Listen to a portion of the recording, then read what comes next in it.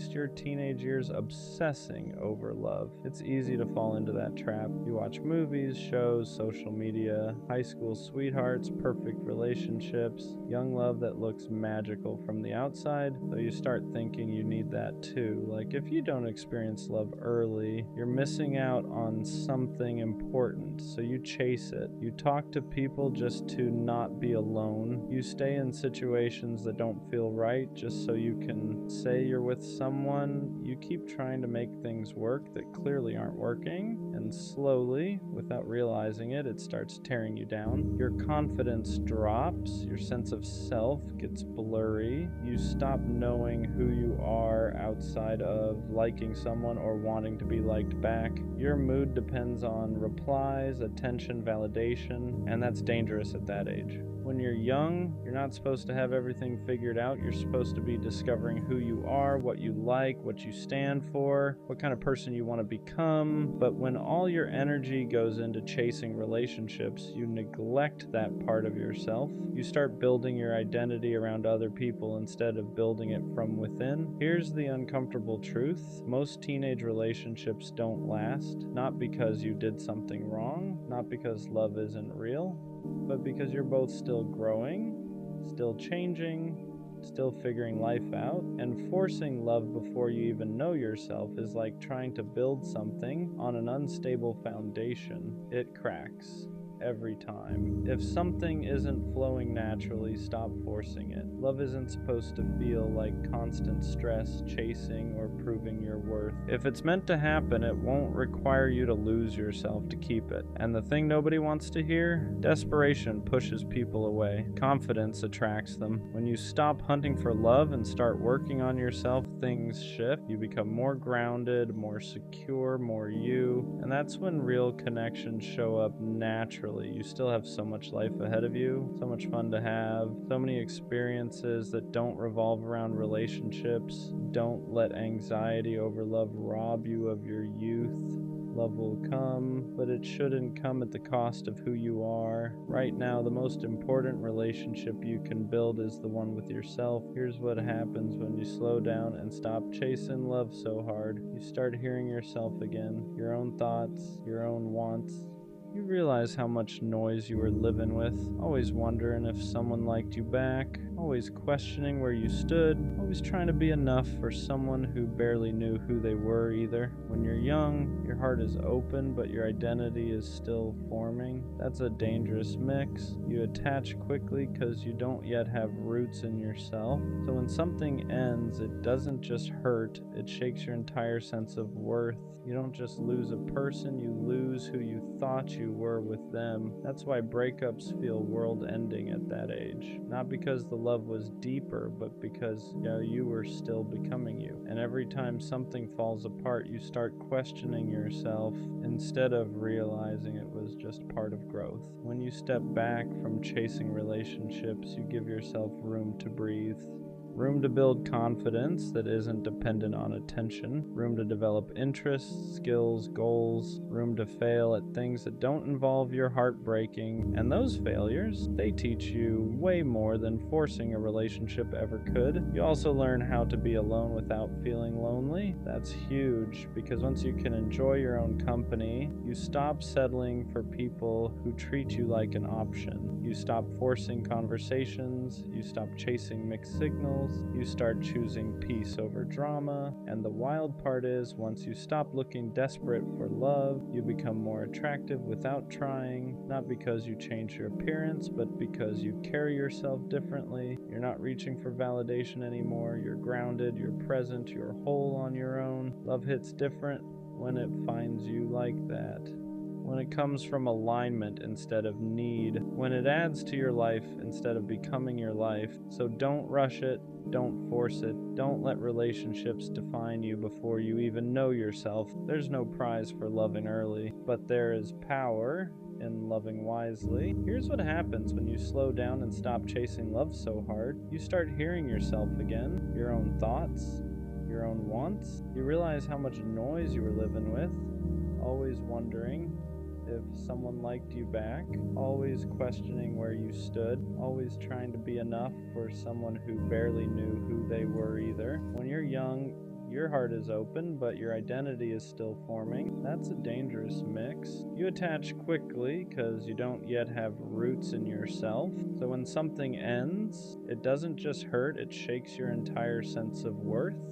You don't just lose a person, you lose who you thought you were with them. That's why breakups feel world-ending at that age. Not because the love was deeper, but because you were still becoming you. And every time something falls apart, you start questioning yourself instead of realizing it was just part of growth. When you step back from chasing relationships, you give yourself room to breathe, room to build confidence that isn't dependent on attention, room to develop interests, skills, goals, room to fail at things that don't involve your heart breaking. And those failures, they teach you way more than forcing a relationship ever could. You also learn how to be alone without feeling lonely. That's huge, because once you can enjoy your own company, you stop settling for people who treat you like an option. You stop forcing conversations. You stop chasing mixed signals. You start choosing peace over drama. And the wild part is, once you stop looking desperate for love, you become more attractive without trying. Not because you changed your appearance, but because you carry yourself differently. You're not reaching for validation anymore. You're grounded, you're present, you're whole on your own.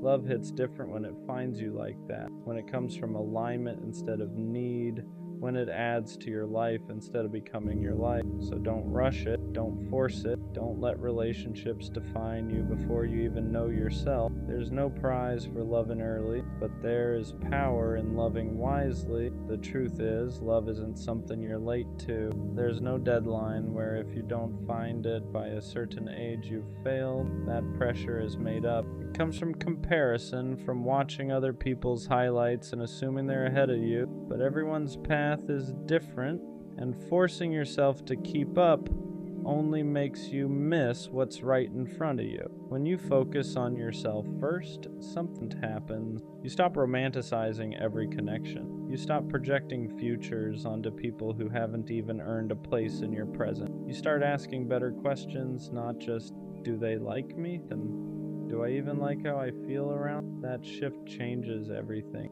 You realize that love shouldn't drain you. It shouldn't make you anxious all the time. It shouldn't make you abandon your goals, your friendships, or your sense of direction. Real love fits into your life, it doesn't consume it. And you can't recognize that until you've spent time building a life you actually care about.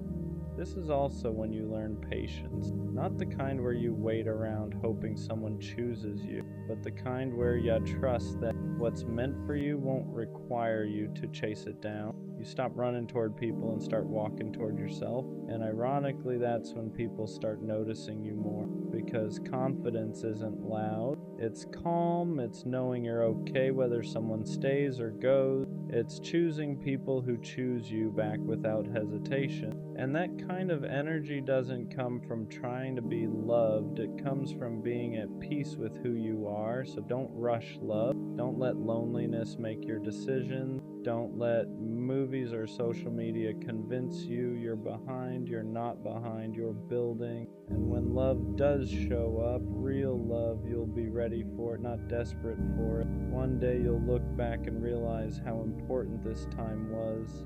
Not because of who you dated or didn't date, but because of who you became when no one was choosing you romantically. These are the years where you learn discipline, where you learn how to sit with discomfort instead of running to someone to distract you from it, where you learn how to build something that lasts longer than a temporary connection. When you stop making love the center of your world, you start seeing everything else clearly. Your friendships get stronger, your goals feel more meaningful, your confidence comes from progress, not attention, and you realize how dangerous it is to let someone else be the source of your happiness before you even know how to create it yourself. This is also when you start setting standards instead of expectations. Expectations are hoping someone becomes what you want. Standards are knowing what you will and won't accept. And standards only come from self-respect. You don't develop that by chasing validation. You develop it by choosing yourself consistently. There's a version of you that exists when you're not worried about being loved. That version is focused, curious, Hungry for growth, that version doesn't beg to be chosen because he knows his value isn't determined by who stays, and that's the version of you that real love is actually drawn to. So let love be something that complements your life, not something that defines. Let relationships come from alignment, not loneliness, and trust that when the timing is right, when you're solid in who you are, love won't feel like something you have to chase. It'll feel like something that finally makes sense. You're not missing out, you're preparing.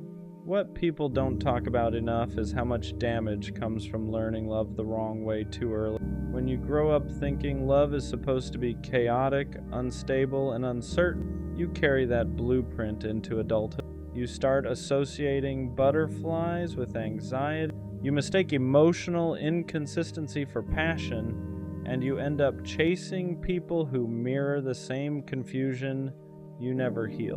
That's why taking time for yourself isn't selfish. It's preventative. It teaches you how to recognize healthy connection when it finally appears, because healthy love doesn't keep you guessing. It doesn't make you question your worth. It doesn't feel like you're constantly auditioning to be chosen. When you build yourself first, you stop trying to earn love. You expect it to be mutual. You expect effort to be consistent. You expect respect to be automatic. And if it's not there, you walk away without turning it into a personal failure. You also learn how to love without losing yourself. You keep your routines, your goals, your sense of direction. Love becomes something that adds warmth to your life, not something that replaces, and that balance is something you can only learn when you've spent time standing on your own. The biggest mistake isn't being alone when you're young. The mistake is tying your self-worth to relationships before you understand who you are without. You don't need someone to complete you. You need to complete yourself enough that love becomes a choice, not a necessity. So let yourself grow.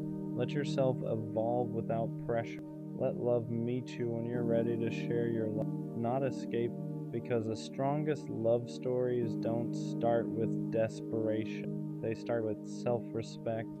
Eventually, you reach a point where you realize how quiet confidence actually feels. It's not loud, it's not flexing, it's not proving anything to anyone, it's waking up knowing, even if no one texts you today, you're still okay, that your life still has direction, that your worth didn't disappear because someone didn't choose you. That's the version of you love is meant to meet. When you're young, it's easy to think love will save you, that once you find the right person, everything else will fall into place. But real growth teaches you the opposite. You build the life first, you build stability, purpose, discipline, and self-respect. And then love fits into that life naturally. Instead of becoming the thing you rely on to feel whole, this is why rushing relationships too early can stunt you. You start making decisions based on fear of losing someone instead of what's best for your future. You compromise your goal. You stay small to keep someone comfortable, and you don't even realize it's happening until you look back and feel behind. Taking time for yourself isn't missing. It's an investment. Every day you spend learning who you are, strengthening your mind, improving your habits, and building something meaningful is setting you up for a healthier connection later. One where love doesn't feel like pressure, but partnership. And when that love finally comes, you won't feel like you're holding your breath. You won't feel anxious or unsure. You'll feel steady, chosen, at peace. That's how you'll know you didn't rush. One day, love will find you when you're not looking for it. Not because you gave up on it, but because you stopped needing it to validate you. You'll meet someone when you're comfortable in your own skin, when your life already has meaning, and when you're not trying to fill a void with another person. And when that happens, it won't feel like chaos. It won't feel like chasing or guessing or proving. It'll feel natural, balanced, safe, like two people choosing each other, not out of loneliness, but out of intention. You'll be glad you didn't rush. You'll be grateful for the nights you spent alone building yourself instead of forcing something that would have only distracted. You'll realize that the love you were searching for externally was something you were always meant to cultivate internally first. So if you're young and feeling behind, if you're single and feeling pressured, breathe. If you're watching everyone else pair up and wondering when it'll be your turn, trust the timing. Love isn't a race, and your life isn't measured by who you dated in your teens. Protect your peace, build your... Enjoy being young. The rest made me feel loved, not in a loud way, not in a dramatic way, in a steady way. She checked in, she listened, she remembered the small things, and the crazy part? I didn't know what to do with it.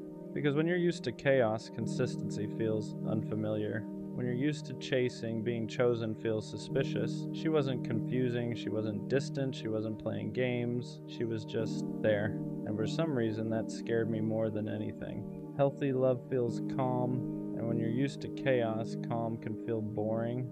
There were no mixed signals, no guessing games, no hot and cold energy. She didn't make me question where I stood, and that was new. I was used to intensity, late-night arguments, emotional highs and lows, passion that felt like a roller coaster. With her, it was steady, and instead of relaxing into it, I started looking for something wrong. Because when you've been conditioned to associate love with anxiety, peace feels unfamiliar. You mistake stability for a lack of spark, consistency for predictability, security for missing something. But the truth, nothing was missing. I just didn't know how to receive love that didn't hurt first. Sometimes we don't sabotage love because we don't care. We sabotage it because we don't feel worthy of it. She showed up consistently, she communicated clearly, she didn't make me chase, and instead of feeling grateful, I felt exposed, because when someone loves you properly, they see you, not just the confident version, not just the charming version. The insecure parts too, the guarded parts, the parts that still haven't healed. And when you don't fully love yourself, being loved deeply feels uncomfortable. You start thinking, what if she realizes I'm not as solid as I seem? What if she expects more than I can give? What if I mess this up? So you create distance first, you act unsure, you slow down, you convince yourself the timing isn't right, not because she wasn't enough, but because you didn't feel like you were. I told myself it wasn't the right time, that I needed to focus on myself, that I wasn't in the right headspace, that something felt off, but if I'm being honest, nothing was off. I was just scared of being responsible for something real. Scared of being consistent, scared of not being able to hide behind confusion anymore. Because when someone loves you right, there's no chaos to blame, no mixed signals to point at, no drama to distract you. It's just clarity, and clarity means accountability. I couldn't say she didn't show up, she did. I couldn't say she wasn't serious, she was. So the only thing left to question was myself, and that's harder than walking away. You don't always realize what you had while you have it. Sometimes you realize it in the silence after, when the good morning texts stop, when the consistency disappears, when the calm you once questioned is suddenly gone. And that's when it hits. She wasn't boring, she was safe, she wasn't too available, she was intentional. She wasn't lacking spark, she just wasn't chaos. I confused stability with something missing because I was addicted to intensity. And now that it's quiet, I see it clearly. She wasn't asking for too much. She was offering exactly what I claimed I wanted, and the hardest part is realizing she didn't leave because she didn't care. She left because I hesitated. Growth doesn't always happen while you're in something good. Sometimes it happens after you lose it, after the silence, after the distance, after you sit alone with no one to blame but yourself. That's when reflection hits differently. You replay conversations, moments you brushed off, times she asked for reassurance and you gave her half answers, not because you didn't care, but because you weren't mature enough yet to handle something healthy. And the painful part, you finally become the version of yourself that she needed, clearer, more emotionally aware, more ready, but she's not there anymore. And that's a lesson. Sometimes the right person meets you at the wrong version of yourself, and losing them is what forces you to grow. Now the question is different. Do I reach back out, or do I let her have the peace I couldn't give her before because missing someone isn't the same as being ready for them? Regret can feel like growth, loneliness can feel like clarity, but are you actually different, or do you just miss how she made you feel? That's the part nobody talks about. It's easy to want someone back when you finally understand their value. It's harder to admit you might still not be the version they deserve. Reaching out isn't about easing your guilt. It's about being certain you won't repeat the same pattern. Because if she loved you right once, she deserves someone who can love her right back. And if that's finally you, then show up differently. If it's not, let her be loved properly by someone who was ready the first time. Being ready isn't about having your life perfect. It's about emotional responsibility. It's about being able to communicate without shutting down, being consistent without feeling trapped, being vulnerable without running when it gets real. I thought being ready meant having money right, career right, timing right, but she didn't need perfection. She needed presence. She needed reassurance without having to beg for it. She needed clarity without having to decode it. She needed someone who didn't confuse peace with boredom. And the truth, I wasn't emotionally disciplined enough. I liked being loved, but I wasn't ready to love back at the same level. And that's the difference. Being ready means you don't just enjoy the love, you reciprocate it fully. Was losing her a mistake, or was it a lesson I had to learn the hard way? At first it felt like a mistake, like I let something rare slip through my hands, like I fumbled the one person who actually showed up right. But the more I sat with it, the more I realized something. If I wasn't ready, I would have hurt her eventually. Not intentionally, not maliciously, but through inconsistency, through hesitation, through emotional immaturity. And she didn't deserve that. Sometimes the loss isn't punishment, it's preparation. Preparation to become the version of yourself who doesn't run from healthy love, who doesn't confuse peace with boredom, who doesn't sabotage stability. Maybe she wasn't meant to stay forever. Maybe she was meant to show me what real love looks like, so I'd stop settling for less and stop being less. And that doesn't erase the regret, but it gives it meaning. Will she ever know how much she meant to me? Probably not in the way she deserved, because when she was loving me out loud, I was loving her quietly. When she was certain, I was unsure. When she was present, I was half in. And now that I finally understand her value, it's in hindsight. But here's what I do know. She raised my standard, not just for what I want, but for who I need to be. She showed me that love doesn't have to be chaotic to be real, that consistency isn't boring, that reassurance isn't weakness, that stability is rare, and maybe she'll never know how much she changed me. Maybe she'll never know that losing her is what forced me to grow.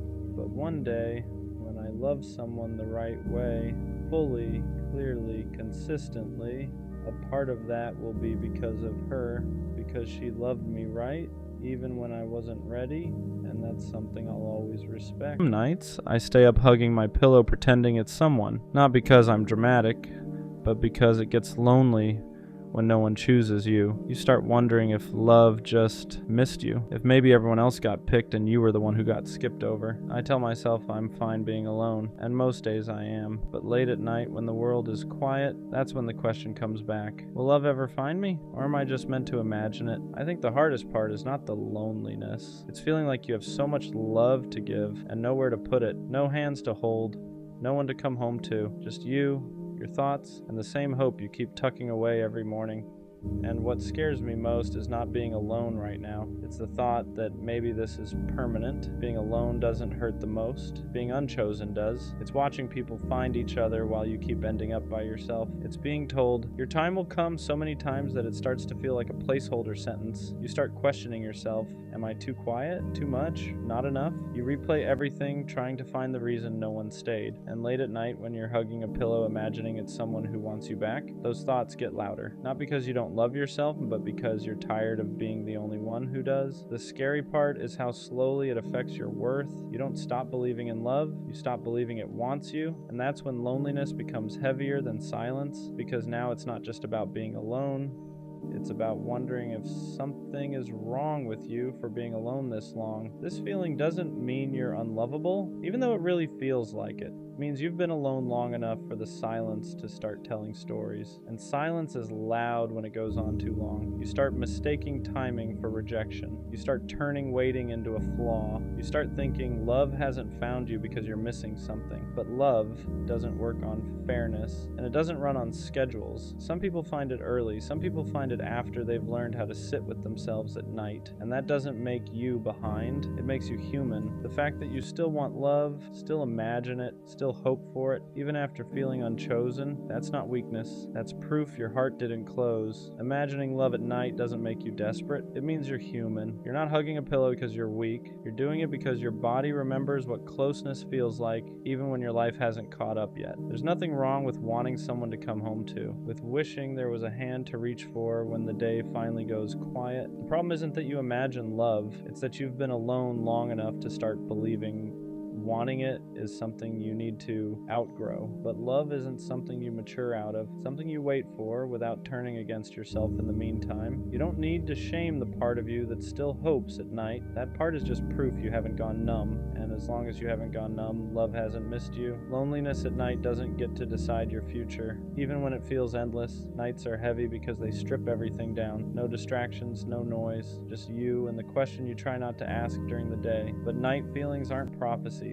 They're just unmet needs speaking when everything else is quiet. Being alone right now doesn't mean you'll always be alone, and being unchosen so far doesn't mean you're unchoosable. It just means you haven't been met yet. There's a difference. You're not behind, you're not forgotten, you're not running out of time. You're just in the part of the story where love hasn't arrived, not the part where it never does. The hardest balance is holding hope without turning it into self-doubt, because when you hope for something for a long time, it can start to feel personal when it hasn't arrived yet. You tell yourself you're patient, but underneath that, there's a quiet fear that maybe hope is just another way of setting yourself up, so you try to numb it. You tell yourself you don't need love, you act like you're fine on your own, but hope doesn't disappear that way. It just goes quiet and waits for the night. The truth is, hope isn't the problem. Hope only hurts when you turn it inward and use it as proof that something is wrong with you. You're allowed to hope without questioning your worth. You're allowed to want love without it meaning you're lacking. Hope isn't weakness. It's just your heart still believing in a future you haven't reached yet. When love hasn't found you yet, it can make you feel invisible. You're moving through life unnoticed, unchosen, easy to pass by, but invisibility isn't the truth. It's just what loneliness whispers when it's tired of waiting. You don't get overlooked because you lack something. You get overlooked because connection isn't something you can force into timing. The right person doesn't miss you because they're better at noticing. They find you because they're looking for what you already are, and until then you're not invisible. You're just living in the space before recognition. That space feels quiet, it feels long, it feels unfair, but it isn't empty. It's shaping you into someone who will recognize real love when it finally arrives. Not because you're desperate for it, but because you're ready to receive it without disappearing into it. Love usually doesn't find you when you're proving you deserve it. It finds you when you stop performing and start existing. For a long time, I thought if I was good enough, patient enough, understanding enough, someone would finally see me. So I overgave, overthought, over-explained. But love doesn't arrive as a reward for endurance. It arrives when you're no longer shrinking to be easier to choose. The moment you stop asking, what do I need to fix? And start asking, what do I need to feel safe? Something shifts. You don't chase connection anymore, you allow it, and that doesn't make love come faster, and it makes it come healthier. Because the love that finds you then isn't choosing you because you tried hard enough. It's choosing you because you're finally standing still as yourself. Waiting is hard because it's empty time. Not empty in life, but empty in connection. You're still living, still growing, still doing everything you're supposed to do, but there's no one to share the quiet with, and that's where loneliness sneaks in. The difference between waiting and loneliness is what you tell yourself while you're there. Loneliness says, nothing is happening because I'm not enough. Waiting says, something hasn't arrived yet, and that's not a reflection of my worth. Learning to sit in the waiting doesn't mean pretending you don't want love. It means refusing to let the absence of it turn into self-blame. You can want love deeply. and still treat yourself gently in the meantime. You can feel the quiet without letting it convince you that this is all there will ever be, because waiting isn't where your story ends. It's just the space between who you've been and who you're about to meet. There's a moment when hope stops hurting, not because love arrived, but because you stop fighting yourself while waiting. You stop asking the question every night with fear in it. You still want love, you still imagine it, but it no longer feels like your life is on hold without it. Hope becomes something gentle, something you carry, not something that weighs you down. You realize love finding you was never about being chosen faster or proving you're worthy enough. It was about becoming someone who doesn't disappear while waiting to be seen. And when that shift happens, loneliness loosens its grip, not because you're no longer alone, but because you're no longer against yourself. That's when hope becomes safe again, and that's usually right before love finally knows where to find you. Some nights you still wish someone was there, and that doesn't mean the healing didn't work. It just means you're human. Missing connection isn't a setback. It's not proof you're regressing or going backward. It's just your heart remembering what it wants to share. The difference now is that the wanting doesn't hurt the same. It doesn't spiral. It doesn't turn into panic. It doesn't make you question your worth. It just exists. You can want love without feeling empty without it. You can imagine closeness without feeling broken when it's not there yet. And that's growth. Because you're no longer waiting with desperation. You're waiting with trust. Trust that love doesn't miss people who are becoming more themselves. It finds them when they're steady enough to receive it without disappearing. The love that finds you after this season feels different, not louder, not dramatic, safer. It doesn't make you question yourself. It doesn't make you wonder where you stand. It doesn't ask you to stay up at night holding space for uncertainty. It meets you where you are.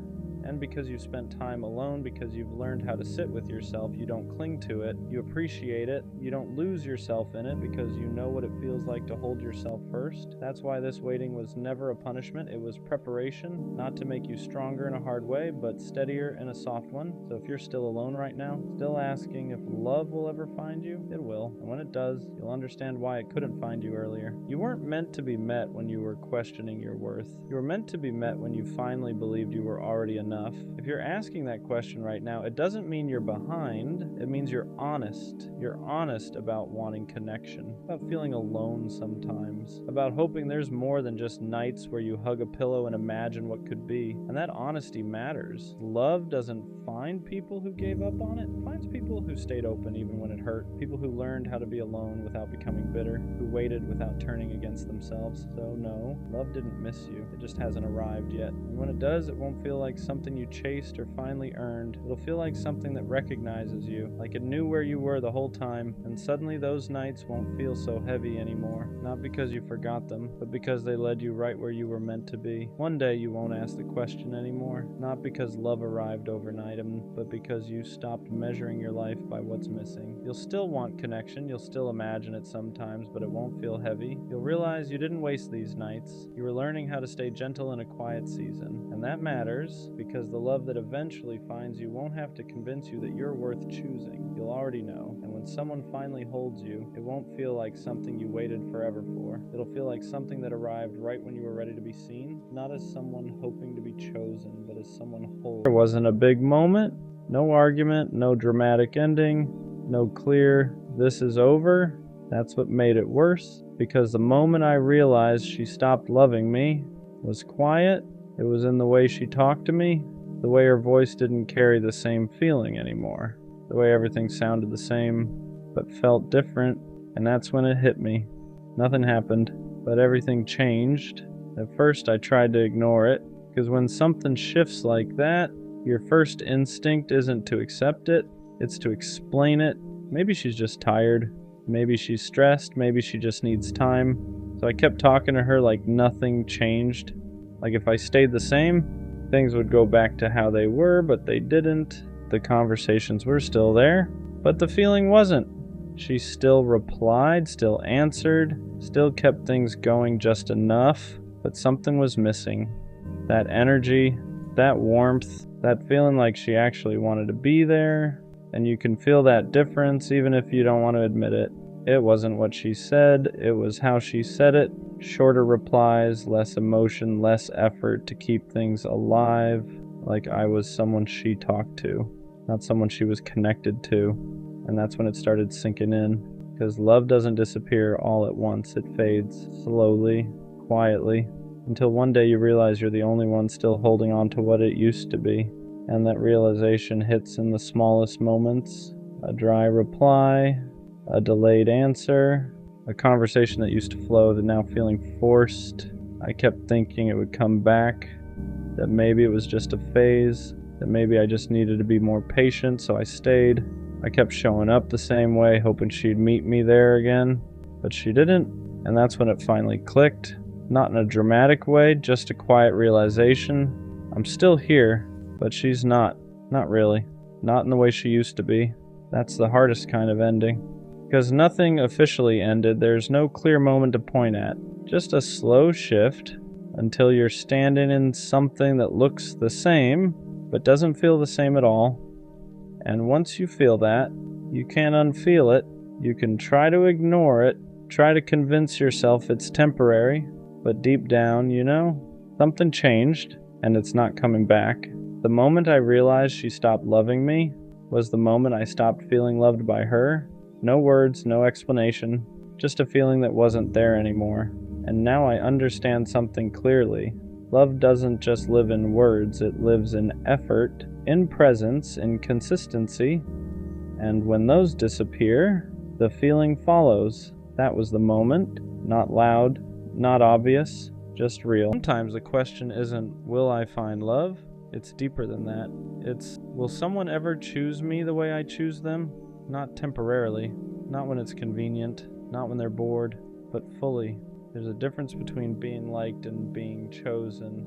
Liked is easy, chosen is intentional. And if you've been the one who always gives more, who stays longer, who loves harder, you start wondering if maybe you're meant to be the giver but never the one kept. You watch other people get picked without hesitation, publicly, proudly, confidently, and you sit there thinking, what is it about me that makes people unsure?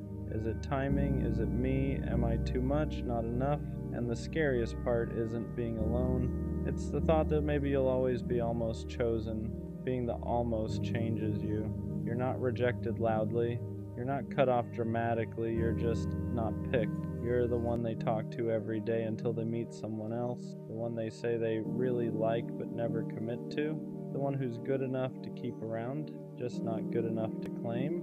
And that messes with your head because there's no clear reason. They don't say you're lacking. They don't say you're the problem, they just hesitate. And hesitation feels personal. You start replaying everything. Was I too available, too understanding, too patient, or maybe not exciting enough, not mysterious enough, not whatever it takes to be chosen instantly? And slowly, your self-worth gets tied to someone else's indecision. That's the dangerous part. Because being the almost doesn't feel like rejection. It feels like you were close enough to hope, close enough to imagine it, close enough to get attached, but not close enough to stay. And when that keeps happening, you don't just question love, you question yourself. After being almost chosen enough times, you start adjusting yourself, not dramatically, not obviously, just subtly. You become a little less expressive, a little less attached, a little less honest about how much you care. Because maybe that's the problem. Maybe you're too available, too deep, too ready. So you try being cooler, more detached, more mysterious. You pretend you don't need reassurance. You act like you're fine with seeing where it goes. You downplay your feelings so you don't scare anyone off. But here's the truth. Shrinking yourself doesn't make you more lovable. It just makes you less visible. And the worst part? Even when you adjust, even when you play it safe, you still end up almost chosen, because the issue was never that you were too much, it's that you were giving depth to people who weren't ready for it. And instead of realizing that, you internalized their hesitation, you made it about your value, you thought, if I just change this one thing, maybe next time they'll stay. But love isn't unlocked by becoming smaller. It's aligned by being fully yourself and meeting someone who doesn't hesitate. And the sooner you stop reshaping yourself for someone's indecision, the sooner you realize you were never lacking. You were just misaligned. After a while, you stop expecting to be chosen, not because you don't want it, but because you're tired of getting your hopes up. So now whenever something starts to feel good, you brace yourself. You tell yourself not to get excited, not to imagine too far ahead, not to believe it too much, because history has taught you how this usually ends. You assume they'll lose interest, assume they'll find someone better, assume you'll become the almost again. And that mindset is heavy, because you're not just protecting yourself, you're preparing for rejection before it even happens. You start reading into small changes, shorter text, longer replies, different energy. And instead of feeling secure, you feel on edge, not because they've done something wrong, but because you've been here before. You've felt the slow fade. You've watched interest turn into distance. You've experienced the shift from excitement to uncertainty. So now you expect it, and expecting rejection changes how you show up. You hold back, you don't fully invest, you act like you care less than you do, because if it falls apart again, at least you can say you weren't all in. But deep down, you don't want to live like that. You don't want to approach love like it's already ending. You just want one time where it doesn't. There's a difference between being unwanted and being unmatched. And if you've been the almost too many times, you start confusing the two. Unwanted feels personal, like there's something wrong with you, like you're missing some quality everyone else seems to have. Unmatched is different. Unmatched means the timing was off, the emotional depth wasn't equal, the intentions weren't aligned. Unmatched isn't about your worth, it's about compatibility. But when someone hesitates to choose you, it doesn't feel like misalignment, it feels like rejection. And rejection feels final. You forget that love isn't a competition, that being chosen isn't about being better, it's about being right for each other at the same time. You can be attractive, kind, emotionally available, and still not be someone's person. That doesn't reduce you. It just means alignment wasn't there. And the moment you stop asking, what's wrong with me, and start asking, were we actually aligned? Everything shifts, because maybe you weren't almost chosen. Maybe you were just never meant to settle for someone unsure. Here's something you don't realize at first. Your fear of not being chosen might actually be protecting you, because when you're scared of being the almost again, you start paying attention. You notice inconsistency faster. You recognize mixed signals sooner. You don't ignore hesitation like you used to. Before, you'd cling to potential. You'd fill in gaps with hope. You'd convince yourself that uncertainty just needed time. Now, you watch. You see when someone's energy shifts. You see when effort isn't equal. You see when you're the only one leaning in. And instead of begging to be chosen, you pull back. Not out of ego, not out of pride, but out of self-respect, because deep down you don't want to be chosen by someone who's unsure. You don't want to be picked after being compared, after being doubted, after being an option. You want someone certain. So maybe the real shift isn't asking, will I ever be chosen? It's asking, do I even want to be chosen by someone who hesitates? And that question changes everything. At some point you get tired of chasing certainty from other people. You get tired of waiting for someone to confirm your value, tired of reading into words, tired of hoping their actions will finally match. So something shifts. Instead of asking, do they want me? You start asking, do I even want this? That's power. Because when you become certain in yourself, you stop needing constant reassurance. You know what you bring, you know how you love, you know the depth you offer. And that confidence changes your energy. You don't beg, you don't overprove, you don't shrink to stay, you let people show up or not. And if they hesitate, you don't internalize it. You understand that someone else's confusion is not a reflection of your worth. You stop trying to convince people to choose you, because the right person won't need convincing. They'll recognize you, and more importantly, you'll recognize them. Not because they picked you, but because they're clear, consistent, and certain. And this time, certainty goes both ways. Here's the part nobody tells you.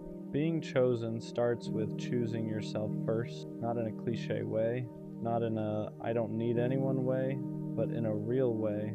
It's choosing not to stay where you feel unsure, choosing not to compete for attention. attention, choosing not to lower your standards just to secure a spot in someone's life.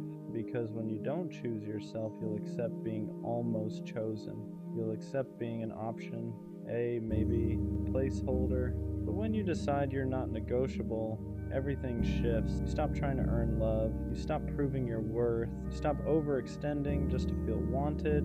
You realize something important. If someone has to debate whether you're enough, they're not your person. Choosing yourself means walking away even when you like them, even when there's potential, even when part of you hopes they'll change, because you don't want reluctant love.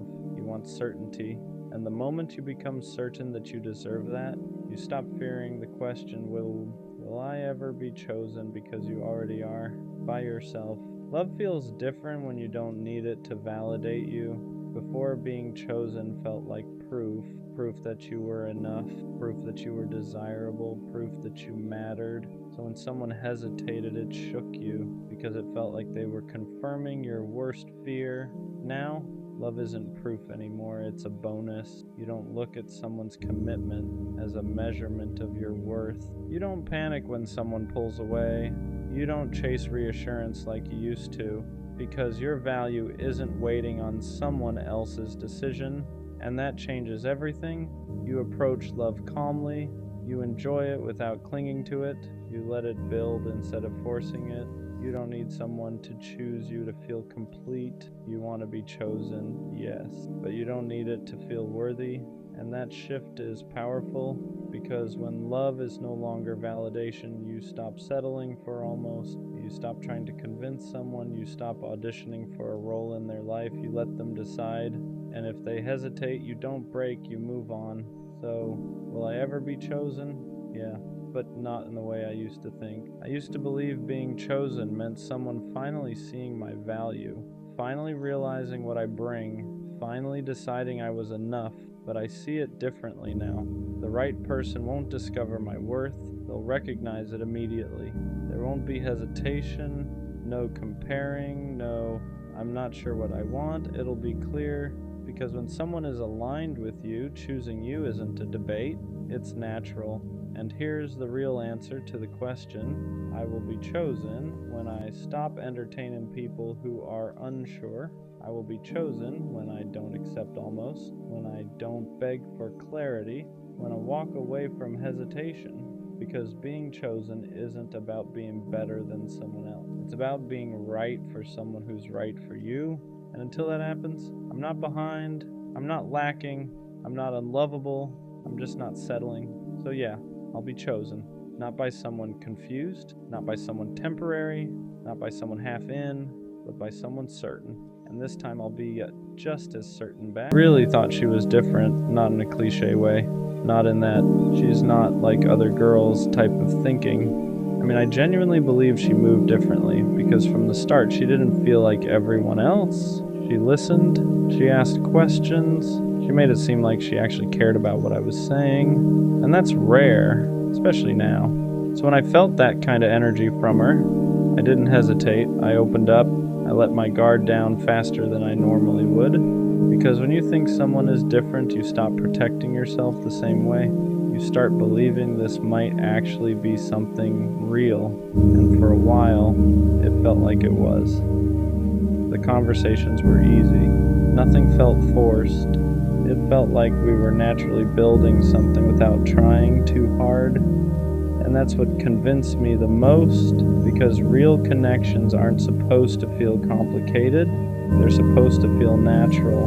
So I leaned into it. I gave her my time, my attention, my energy, and I didn't second guess it, because in my head I wasn't just talking to someone random. I was building with someone who was different. At least that's what I thought. The more I talked to her, the more convinced I became that she wasn't like everyone else, because she didn't play games. At least it didn't feel like she did. She replied consistently. She didn't disappear randomly. She made the effort to keep conversations going. And when you've dealt with enough inconsistency before, that kind of energy stands out. It feels real, so I trusted it. I stopped overthinking things. I stopped questioning her intentions, because when someone shows you consistency, it feels like proof. Proof that they're serious, proof that they're different, proof that this might actually go somewhere, and that's when I started investing more, not just time, but emotionally. I started letting her see parts of me I don't usually show right away. The way I think, the things I've been through, the way I actually feel about certain things, because I thought she was someone who would understand it, someone who wouldn't take that lightly, and she made it seem like she didn't. She would listen, she would respond in a way that felt genuine. She made it feel like what I was saying actually mattered to her, and that's what pulled me in deeper, because attention is one thing, but understanding, that's different, or at least it's supposed to be. But what I didn't realize at the time was this: just because someone understands you doesn't mean they value you the way you think they do. That realization didn't hit me right away. At first, everything still felt real, because when someone listens to you, understands you, and responds in a way that feels genuine, it's easy to believe they care on a deeper level. And I did. I thought she saw me. Not just the surface version, but the real version, and that's not something I give out easily. For the more she showed that side of herself, the more I leaned in, the more I believed this wasn't temporary. But slowly, things started shifting, not in a dramatic way, nothing obvious, just small changes. Her replies weren't as consistent, the energy in conversations felt a little different, the effort started feeling slightly uneven.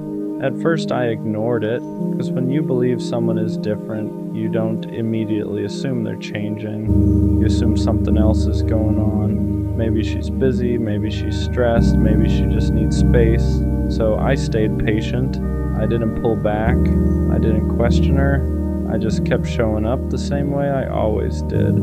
Because in my mind, you don't give up on something real just because it feels off for a moment. But here's the thing I didn't realize yet. When someone is actually different, their consistency doesn't disappear without explanation. That's when I started noticing something I didn't want to admit. The version of her I thought was different only existed in certain moments, not consistently. Because when everything was good, she showed up fully. She was present, engaged, easy to talk to. But when something shifted, even slightly, that same energy disappeared, and that's where the confusion started, because now I wasn't just dealing with inconsistency, I was dealing with contrast. One day it felt real, the next day it felt distant, and when you've seen someone at their best, it's hard to accept their worst. So instead of questioning the connection, I started chasing the version of her I thought was real, the version that listened, the version that understood, the version that made everything feel easy. I kept telling myself, that's who she really is, and maybe sometimes it was. But here's the truth I had to face: if someone only shows up for you sometimes, that's not who they are. That's just who they are when it's convenient. And I didn't want to believe that, because admitting that meant admitting something bigger, that maybe she wasn't different. I just experienced her best moments and mistook them for her whole character. Once I accepted that the different version of her wasn't consistent, something else started becoming clear. I wasn't reacting to who she actually was. I was reacting to who I thought she was. And that's a dangerous place to be, because when you build feelings based on someone's best moments, you start ignoring their patterns. You hold on to the highs and excuse the lows. You remember how good it felt when everything clicked, and you convince yourself that version of them is the real one. So every time she pulled away, I didn't take it at face value. I told myself she'll come back to how she was. Every time the energy dropped, I didn't question it. I just stayed consistent, hoping things would reset. And sometimes they did. She would come back, the conversations would feel right again, the connection would feel easy again, and those moments would convince me all over again that she was different. But now, I understand something I didn't see back then. Those moments weren't proof of consistency, they were just temporary alignment. And temporary alignment feels real when you want something to work, but real connection doesn't come and go like that. it stays. The more I thought about it, the more I realized something I didn't want to admit. I wasn't in a stable connection. I was in a cycle of highs and lows that kept resetting my feelings every time things felt good again. Because every time she came back with that same energy, the version of her that felt easy, understanding, and real, it made me forget everything that didn't make sense. It made me forget the distance, the inconsistency, the moments where I felt like I was the only one holding it together. And that's how cycles keep you stuck. They give you just enough to stay, but never enough to feel secure. And I confused that with something meaningful. I thought the fact that we could get back to that good place meant something. I thought it meant the connection was strong enough to survive anything. But now I understand something clearly. If something keeps breaking and resetting, it's not strong, it's unstable. And I was calling instability different because I didn't want to accept that it wasn't what I thought it was.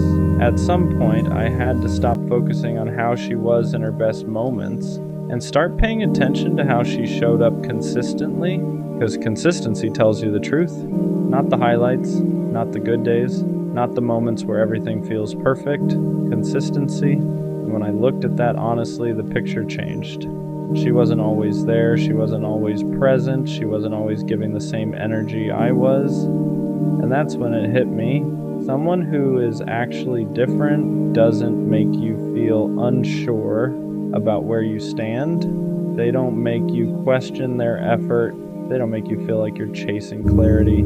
They give you that clarity naturally, and I didn't have that. I had moments of clarity mixed with long stretches of confusion, and confusion isn't what different feels like. Once I stopped chasing the version of her I wanted, everything started making more sense, because the truth is, she didn't change. I just started seeing her clearly. She was consistent in one way. She showed up when it was easy, when the energy was good, when the conversations were light, when everything felt natural. But when things required depth, consistency, effort over time, that's when the difference showed. And that's when I had to admit something to myself. She wasn't different in the way I thought. She was just different from what I was used to at the beginning. And I held on to that version too long. For a while, that realization hurt more than anything else, because it made me feel like I misread everything, like I believed in something that wasn't actually there. But over time, I started understanding something important. I didn't imagine a connection. Those moments were real. They just weren't sustainable. And that's the difference. Something can feel real in the moment and still not be built to last. And I think that's what I experienced. Not something fake, just something temporary that I thought was permanent. So yeah, I thought she was different, and in some ways she was. She showed me a version of connection that felt real. She made it easy to open up. She made it feel like something deeper was possible. But being different at the beginning isn't the same as being consistent in the long run. And that's the lesson I had to learn, because the right person isn't just different when things are good. They're consistent when things aren't. They don't come and go. They don't leave you guessing. They don't make you question what you felt. They match it every time. So no, she wasn't the kind of different I thought she was. But now I know what real different actually looks like. And next time, I won't confuse moments for meaning. Walk into this guarded. I didn't play games. I didn't keep one foot out the door. I trusted you. I trusted your words. I trusted the way you looked at me like I was safe. I trusted the version of you showed me when it was just us. That's what hurts the most. Not that you left, but that you let me believe you wouldn't. I opened up in ways I don't do often. I told you things I never say out loud. I let myself feel comfortable being soft around you, and you watched me do that. You knew how much it meant. You knew how careful I was with my heart, and you still broke it. Not all at once, not dramatically, slowly. You pulled back without explanation. You changed without warning. You stopped choosing me, but kept me close enough to not fully let go. And I stayed longer than I should have, because I believed in the version of you I first met, That's on me. I ignored the signs, I excused the distance. I told myself you were just overwhelmed, just busy, just figuring things out. But the truth is, you were figuring out life without me, and I was still holding space for you, like you were coming back. What really broke me wasn't losing you. It was realizing I trusted someone who didn't protect my heart the way I protected theirs. You didn't just hurt me, you changed how I trust. Now I question things I never used to. I hesitate where I used to be open. I hold back where I used to give freely, not because I'm bitter, but because I learned the hard way that not everyone deserves access to me. I don't regret loving you. I regret trusting you with something you weren't ready to hold. And that's the part I'm still healing from. Not the heartbreak, but the betrayal of believing you were different. What messed me up the most was how easy it was for you, how easily you switched up, how quickly I became optional, how natural it felt for you to move on like nothing happened. Meanwhile, I was still trying to understand when things changed. I kept replaying conversations, looking for the moment where I messed it up, where I said too much, where I trusted too fast, because that's what you do when someone breaks your heart quietly. You don't get closure, you get questions. And the hardest one is always the same. How could you do this after everything I trusted you with? You knew my past. You knew how careful I was, you knew how long it took me to open up again, and instead of protecting that, you treated it like something temporary, like something you could step into and walk away from without consequences. I wasn't perfect, but I was honest. I didn't hide how I felt, I didn't pretend, I didn't keep you guessing, and that's why it hurt deeper, because I didn't lose you to dishonesty. I lost you to indifference, to the realization that I mattered more to myself than I ever did to you. And that's a hard thing to swallow when you trusted someone with your heart. After you broke my heart, it didn't just hurt, it rewired me.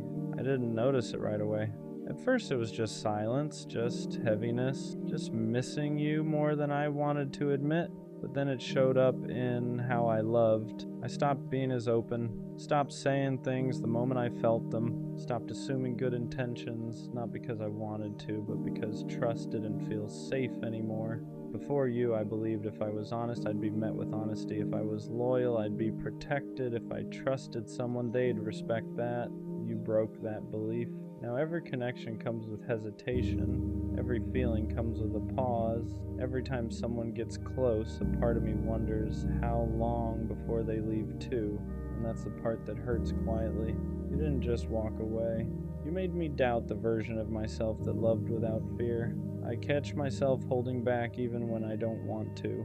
I catch myself preparing for loss before anything even begins, because trusting you taught me how much it costs when it goes wrong, and I hate that. I hate that your actions made softness feel like a liability, that honesty now feels risky, that love feels like something I have to guard instead of give. I'm not colder, I'm not heartless, I'm just more careful with a heart you proved can be broken even when it's given genuinely, and that's something I'm still learning how to undo. The anger didn't come right away. At first I blamed myself for trusting too fast, for believing too much, for not seeing it sooner. But anger shows up when the fog finally clears, when you realize you didn't ask for too much, you just asked the wrong person. I wasn't wrong for trusting you. I wasn't weak for opening up. I wasn't naive for believing your words. You just didn't deserve the level of honesty I gave you. And that truth stings, because it means the pain wasn't a lesson about loving better. It was a lesson about choosing better. You knew what you were doing. You knew how much I cared. You knew how much trust cost me. And you still chose yourself without considering the damage. That's where the anger lives, not in hatred, but in clarity.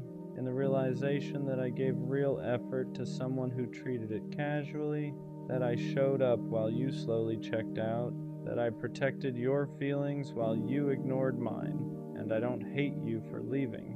I'm angry because you stayed long enough to earn my trust and left like it never mattered.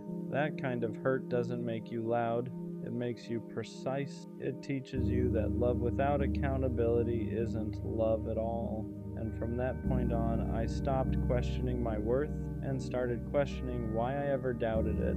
At some point, I stopped waiting for closure from you. Not because I got answers, but because I realized I wasn't going to. You never explained yourself, never owned the hurt, never acknowledged what it cost me to trust you, and for a while that ate at me. I wanted you to see it, to understand what you broke, to say something that made it make sense. But silence was the answer, not the one I wanted, the one I needed, because it showed me that the kind of closure I was looking for was never coming from you. So I had to give it to myself. I had to accept that some people don't leave loudly. They leave by slowly caring less and letting you figure it out alone. I had to accept that trusting you wasn't the mistake, expecting accountability from you was, and that acceptance was heavier than anger ever was, because it meant letting go without resolution, without apologies, without the comfort of being understood, just truth, the truth that I loved honestly, the truth that I trusted genuinely, the truth that you didn't meet me there. And as painful as that is, it also freed me, because I stopped replaying the past trying to fix something that was never mine to fix. I stopped waiting for you to validate my pain. I didn't need your explanation to know I was hurt. I didn't need your apology to know I deserved better. Sometimes closure isn't a conversation. Sometimes it's the moment you stop giving someone access to a heart they already proved they wouldn't protect. After everything fell apart, the hardest thing wasn't trusting someone new. It was trusting myself again, trusting that my instincts weren't broken, trusting that my heart wasn't a liability, trusting that loving you didn't mean there was something wrong with me. Because when someone breaks your heart like that, you don't just lose them, you lose confidence in your judgment. You start second-guessing everything. Was I blind? Was I too much? Did I imagine the connection? And for a while I believed the problem had to be me.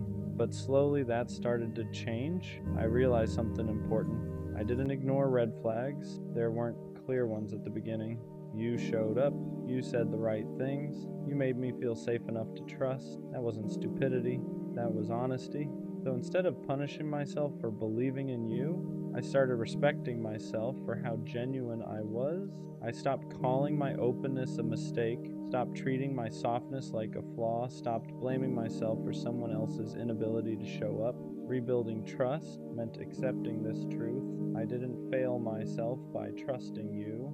I honored who I am. And that matters, because if I harden completely, if I shut down every part of me that still wants connection, then the heartbreak wins twice. So I'm learning balance. I don't rush trust anymore, but I don't deny it either. I don't hand my heart over blindly, but I don't lock it away. I listen to myself now, to discomfort, to patterns, to silence that says more than words ever did. Trust isn't gone, it's just more intentional. And this time, the first person I trust is me. Missing you doesn't mean I want you back. That took me a while to understand, because grief doesn't disappear just because you know someone wasn't right for you. Longing doesn't mean regret, and sadness doesn't cancel clarity. I miss the version of you I thought was real. I miss the safety I felt before things changed. I miss how easy it was before trust turned into doubt, but I don't miss the anxiety. I don't miss questioning where I stood. I don't miss feeling like I cared more. And that's the difference. If I wanted you back, I'd still be making excuses for you. I'd still be minimizing the hurt. I'd still be hoping you'd come back different. But I'm not. I just haven't rushed myself through the grief. Because when you trust someone deeply, losing them isn't just losing a person, it's losing a future you believed in. And that takes time to let go of. Some days I'm fine. Some days a memory hits out of nowhere. A song, a place, a random thought, and I let it pass. I don't fight it. I don't romanticize it. I don't pretend I'm over it faster than I am. Healing isn't about erasing what mattered. It's about accepting that something can matter and still not belong in your life anymore. So, yeah, I miss you sometimes, but missing you doesn't mean I forgot why I walked away. Heartbreak taught me patience in a way nothing else ever did. Not patience with people, patience with myself, I learned that healing isn't something you rush just to prove you're okay. It's not about jumping into something new to replace what you lost. It's not about pretending it didn't hurt, because it did, and pretending only buries it deeper. I stopped forcing myself to move on other people's timelines. Stopped letting anyone tell me I should be over it by now. You don't rush the healing of something you trusted. You let it take the time it takes. Some days I feel strong, other days I feel fragile for no reason, and instead of judging that, I let it exist, because every emotion I avoid just shows up later heavier. Patience taught me this. You don't heal by replacing someone, you heal by understanding why losing them hurt the way it did. I trusted you. That wasn't small, that wasn't casual, so yeah.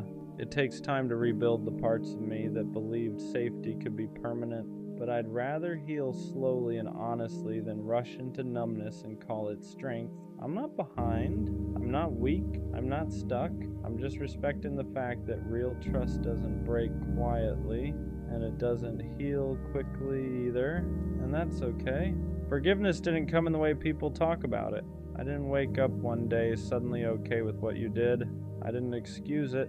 I didn't rewrite the story to make it hurt less. What I had to forgive was myself, for trusting you, for believing your words, for opening my heart when I knew how badly it could go wrong. For a long time, I was harder on myself than I ever was on you. I kept thinking I should have known better. I should have seen it coming. I should have protected myself more. But that thinking only added another layer of pain, because loving honestly was never the mistake. I didn't betray myself by trusting you. I honored who I am. I showed up real. I was present. I was vulnerable in a world that tells people not to be. And yeah, that made the heartbreak deeper. But it also means nothing about my love was fake. Forgiving myself meant accepting this. I didn't lose because I trusted.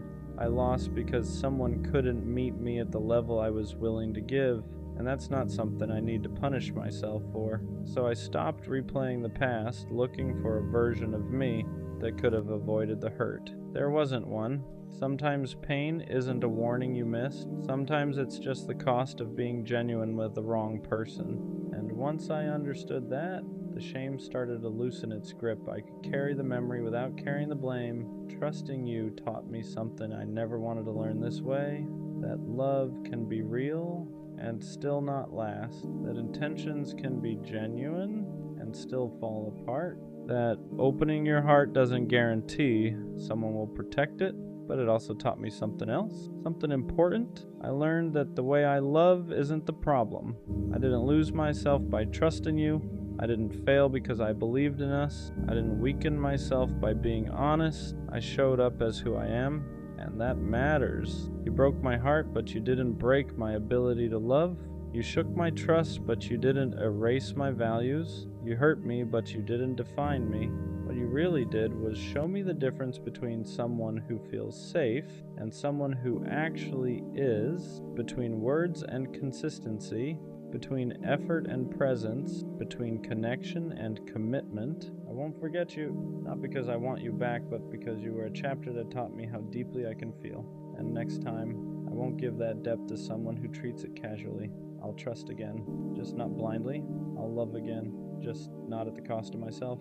You didn't ruin love for me. You clarified it. And even though the heartbreak hurt, I walk away knowing this. I was real. I was honest. I was brave enough to trust. And one day someone will meet that trust care it deserves. Until then, I carry the lesson, not the wound. That's where this ends. I really did love her. Not just in the beginning. Not just when it was easy. I loved her in the quiet moments, in the normal days, in the in-between. I loved the way she thought, the way she explained things, the way she cared too deeply sometimes. And that's what makes this harder, because it would be easier if I didn't love her, if it was fake, if it was surface level, if it was just attachment, but it wasn't. I loved her, and somehow that still wasn't enough. Love and compatibility aren't always the same thing. That's the part nobody prepares you for. You can love someone deeply and still not align long term. I loved her heart, her mind, her energy, but we handled conflict differently, we needed reassurance differently, we showed up differently under pressure, and love doesn't erase that. It doesn't magically fix timing issues, communication gaps, emotional readiness. You can love someone and still slowly grow apart. You can love someone and still realize you're not building in the same direction, and that doesn't make the love fake, it just makes it human. Loving someone doesn't automatically mean you knew how to love them properly, and that's a hard truth. I loved her the best way I knew how, but sometimes the best I knew wasn't what she needed. She needed reassurance. I gave independence. She needed consistency. I gave effort in waves. She needed clarity. I gave feelings, but not always direction. And that doesn't mean I didn't care. It just means love without emotional maturity can still fall short. I thought loving her was enough, but love isn't just what you feel, it's what you show, what you maintain, what you're disciplined enough to protect. And sometimes you realize you loved someone deeply, but you hadn't learned yet how to love them well. Regret hits different when you know you tried, because it's not like I didn't care. I showed up, I put in effort, I stayed longer than I had before. But effort in the wrong areas doesn't always translate. I tried to fix problems instead of understanding them. I tried to be strong instead of being vulnerable. I tried to prove I loved her instead of learning how she needed to feel it. And that's the painful part. Knowing you weren't careless, just unaware. Regret isn't always about not loving someone. Sometimes it's about realizing you could have loved them better, and by the time you understand that, it's already over. You don't always realize someone's full value while they're still there. Sometimes you notice it in their absence, in the silence where their voice used to be, in the space where their presence felt normal, in the little things no one else does quite the same.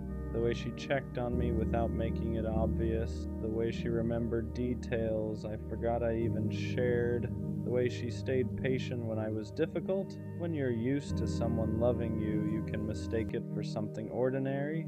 But once it's gone, you see how intentional it was. She wasn't too much. She wasn't overthinking. She wasn't needy.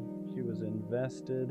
And I didn't fully understand how rare that was until I felt the difference. Missing someone doesn't automatically mean you should go back.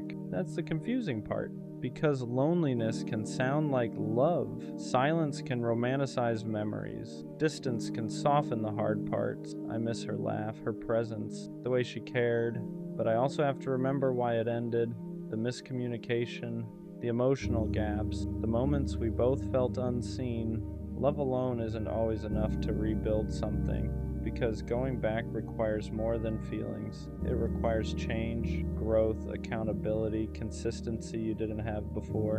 And if I can't honestly say, I've grown into someone who can love her better, then missing her isn't a reason to reopen the door. Sometimes you can love someone deeply and still let them go with respect. Loving her changed me, not in a dramatic way, in a quiet, permanent way. She made me more aware, more reflective, more honest with myself.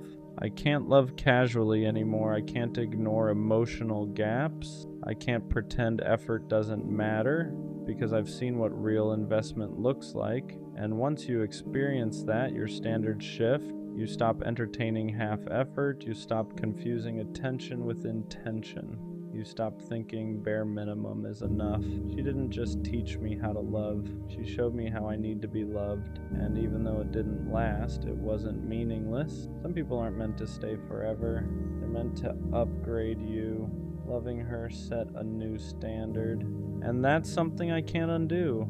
I can't go back to surface level conversations. I can't go back to inconsistent effort. I can't go back to love that feels half present, because I've felt what depth feels like. I've felt what it's like to be understood without over-explaining, to be cared for without asking twice, to be chosen without confusion. And once you experience that, you can't pretend it doesn't matter. It ruined average for me. Not in a bitter way, in a mature way. Now I know what intentional love looks like. Now I know what emotional safety feels like. Now I know what real effort is, and I won't lower that standard just because I miss her. Loving her made me more careful, but not closed off, more intentional. I I don't rush feelings anymore. I don't say I love you just because it feels right in the moment. I don't assume connection automatically means compatibility. I pay attention now to effort, to consistency, to whether we're building or just vibing. Because when you've loved someone deeply and lost them, you understand the weight of it. Love isn't casual to me anymore. It's responsibility, it's discipline. It's showing up even when it's inconvenient. And maybe that's the real proof that I loved her. She didn't make me bitter, she made me intentional. Was loving her worth it? Even though it ended? Yeah. Because not all love is meant to last forever. Some love is meant to teach you who you are, who you're not, who you're becoming. I loved her, and even though we didn't make it, that love wasn't wasted. It showed me my gaps. It exposed my immaturity.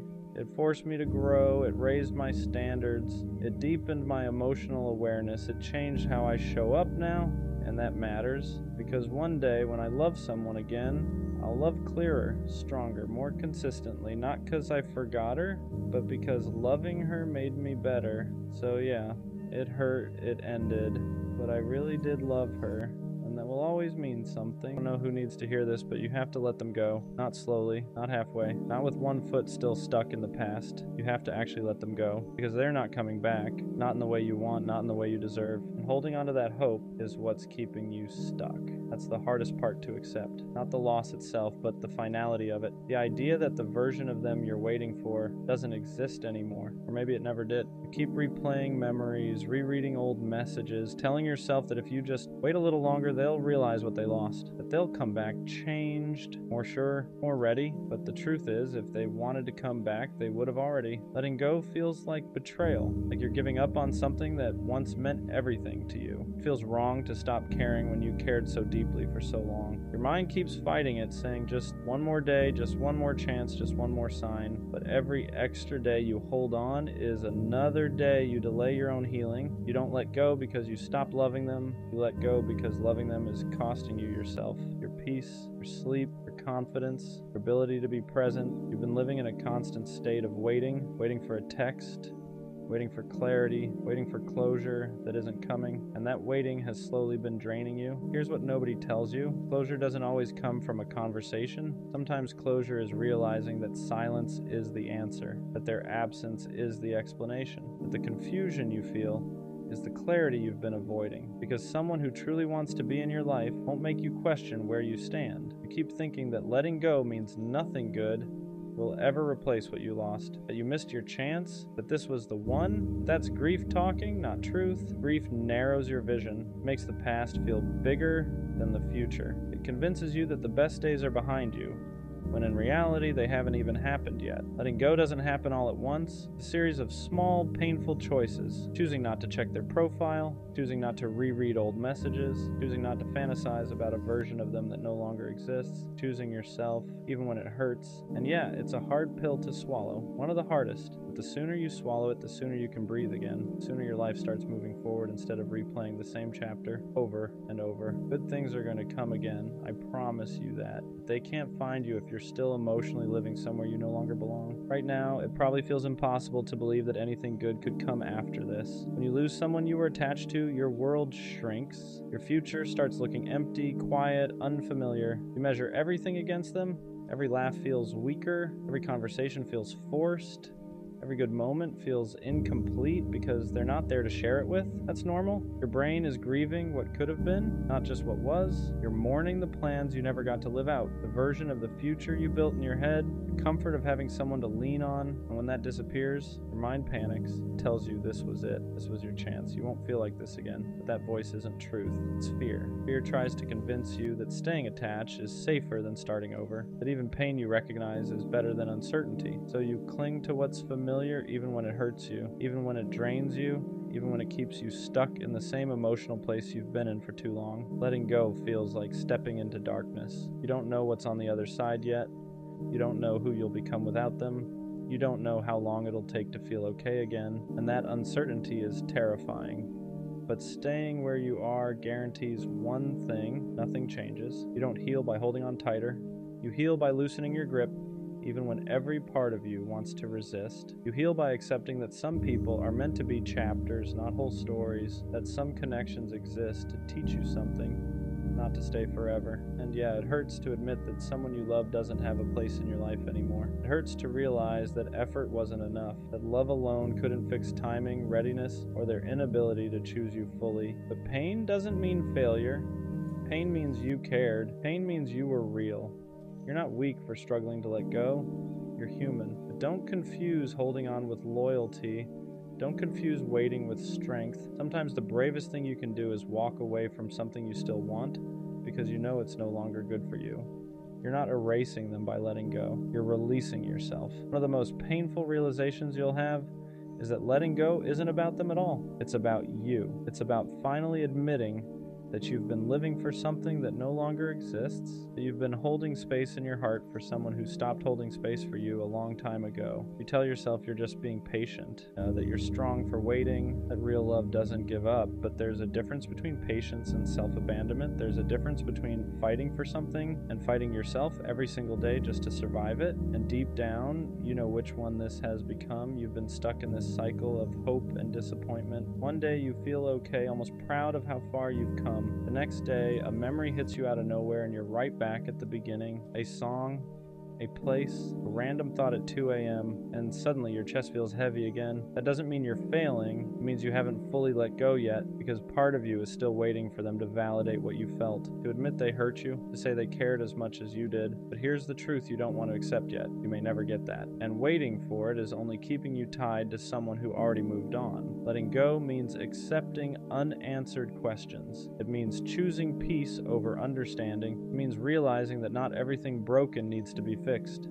Some things just need to be released. And that's uncomfortable because your heart wants certainty, wants meaning, it wants closure wrapped in a conversation that makes everything make sense. But sometimes closure is recognizing that someone's inability to choose you is the answer, that their silence, their distance, their inconsistency already told you everything you needed to know. You just weren't ready to hear it yet. You didn't imagine the connection. You didn't make it all up. What you felt was real.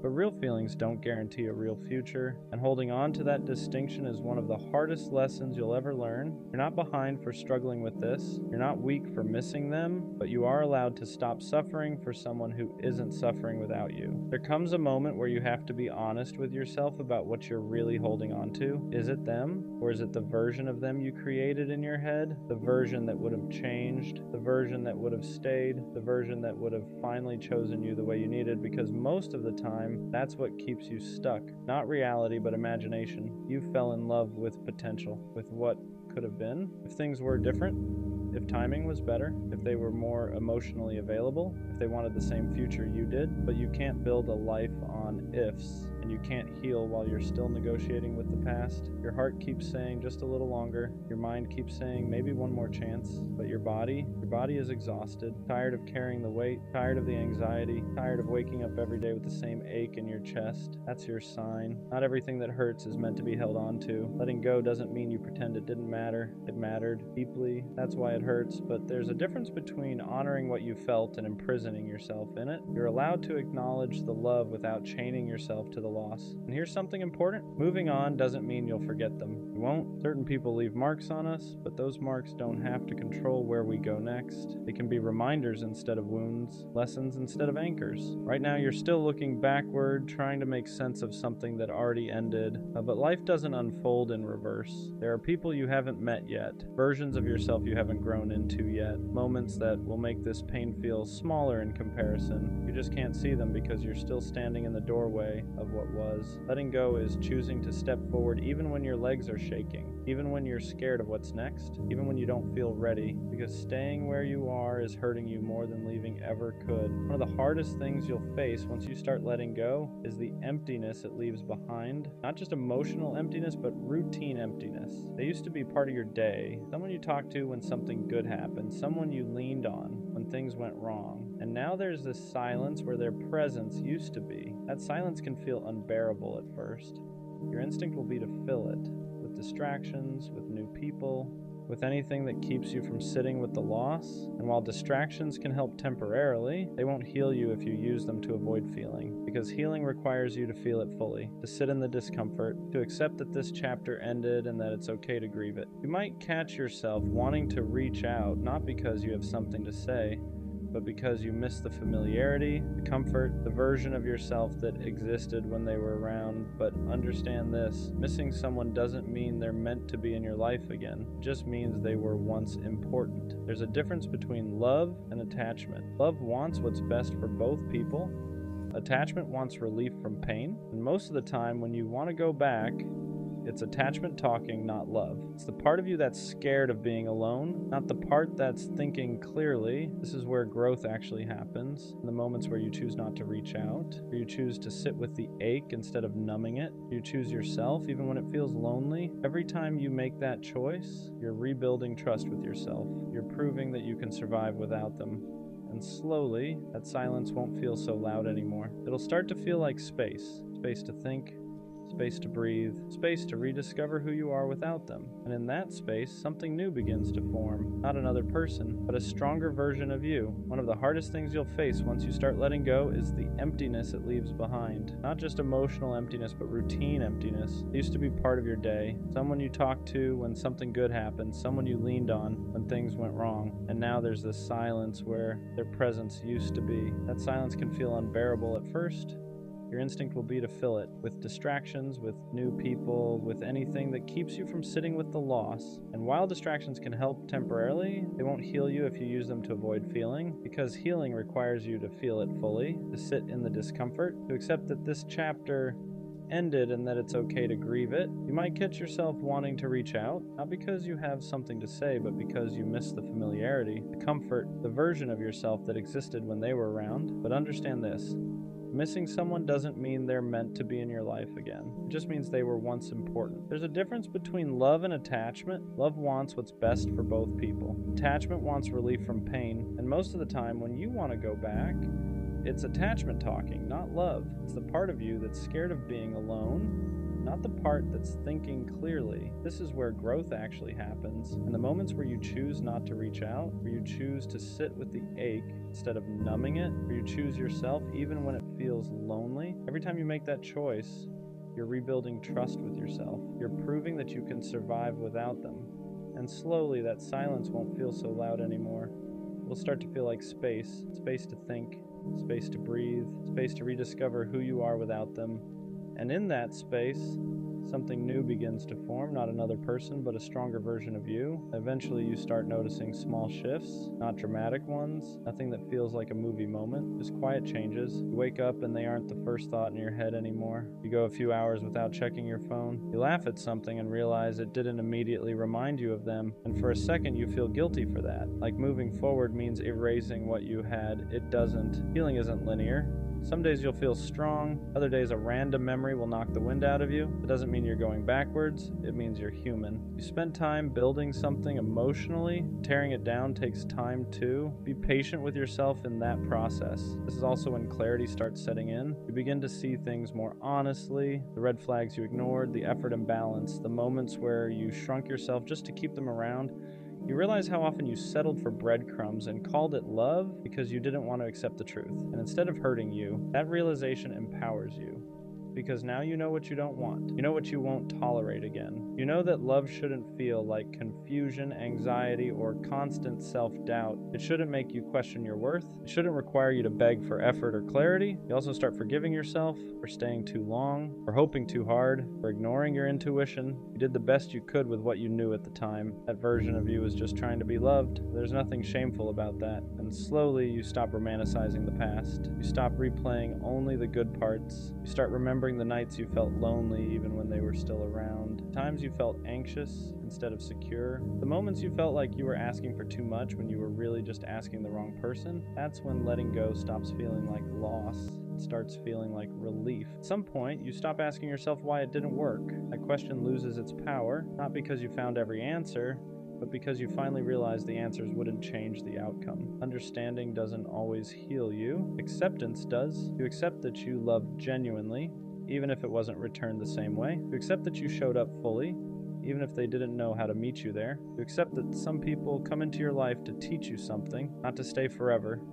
And that lesson, as painful as it was, shaped you into someone wiser. You start trusting yourself again, trusting your judgment, trusting your ability to walk away when something doesn't feel right, trusting that if something ends, you will survive it. That trust is powerful. It changes how you approach everything else in your life. You become more intentional with your time, with your energy, with who you allow access to you. You no longer chase people who are unsure about you. You no longer explain your worth to anyone. You no longer wait around hoping someone will choose you, because you already chose yourself, and that choice shifts everything. You realize you don't need someone to complete you. You're already whole. You wanted them, yes, but you don't need them to be okay. That realization doesn't make you cold. It makes you free. Free from the constant anxiety, free from the emotional limbo, free from the cycle of waiting. You still believe in love, you still want connection, but now you want it without losing yourself, without shrinking, without begging, without settling. You want something that adds to your life, not something you have to recover from, and that's how you know you're healing. Not when the pain disappears completely, but when it no longer controls your decisions.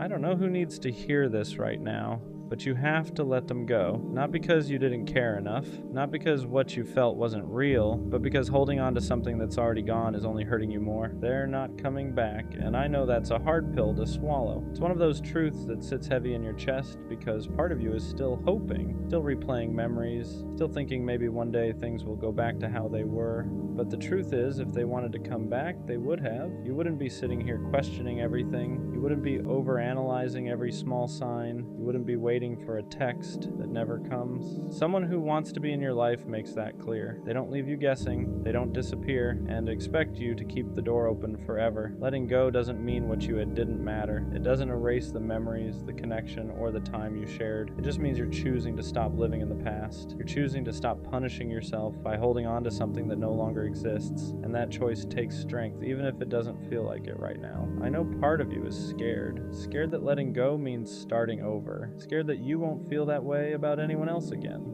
Scared that this was your one chance at something special. But that fear is lying to you. Life doesn't give you just one opportunity for love, connection, or happiness. It gives you many, but only if you make space for them. The sooner you let go, the sooner you heal.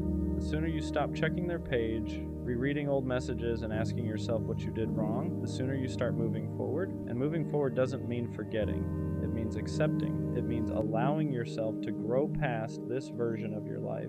Good things are going to come again, not the exact same things, not the same person, not the same situation, but something new, something healthier, something that won't leave you feeling confused, unchosen, or stuck. I promise you that. So let this be your reminder. You don't need to keep holding on to prove how much you cared. You've done enough. It's okay to release what no longer serves you. Sometimes the bravest thing you can do is finally say goodbye, even when part of you still wishes they'd stay. You know that one friend who always looks fine on the outside? The one who never really asks for help? The one who somehow holds everything together without making a sound? They're the one who cracks jokes when the room feels awkward, the one who lightens the mood when things get heavy, the one who says, "I'm good," so casually that nobody questions it, but if you look closely, their eyes tell a different story. They're always there, always listening, always giving advice, always making time. If someone's hurting, they show up. If someone needs comfort, they provide it. If someone feels lost, they help them find direction. They became the glue without ever asking to be. And over time, they learned something dangerous. They learned that people rely on them being strong. They learned that when they show pain, it makes others uncomfortable, so they stop showing it. They mastered the art of looking okay. You don't see how tired they really are. You don't see the nights they sit in silence, staring at nothing, trying to keep themselves from falling apart. They laugh, but it's lighter now. They smile, but it doesn't reach the same place as it used to. They say they're just tired, when in reality they're exhausted in ways sleep can't fix. They learned how to bottle everything up, how to swallow emotions mid-sentence, how to carry pain quietly so no one else has to deal with it, because they don't want to be a burden. They don't want to ruin the mood. They don't want to take up space. So they shrink themselves emotionally, even while holding space for everyone else. And the craziest part, they're not asking to be saved. They don't want attention. They don't want pity. They don't want grand gestures. They just want someone to notice, someone to really ask how they're doing and actually stay for the answer. Someone to notice that their laughter sounds a little forced lately, that their messages are shorter, that they're physically present but mentally somewhere else. Someone to say, "You don't have to be strong right now," because being the strong one gets lonely. You carry everyone else's weight and still feel guilty for having your own. You feel like you don't have permission to fall apart because everyone else depends on you staying together. But even strong people need rest. Even strong people need to cry. Even strong people need reassurance. Strength doesn't mean never breaking. It means breaking quietly and still showing up.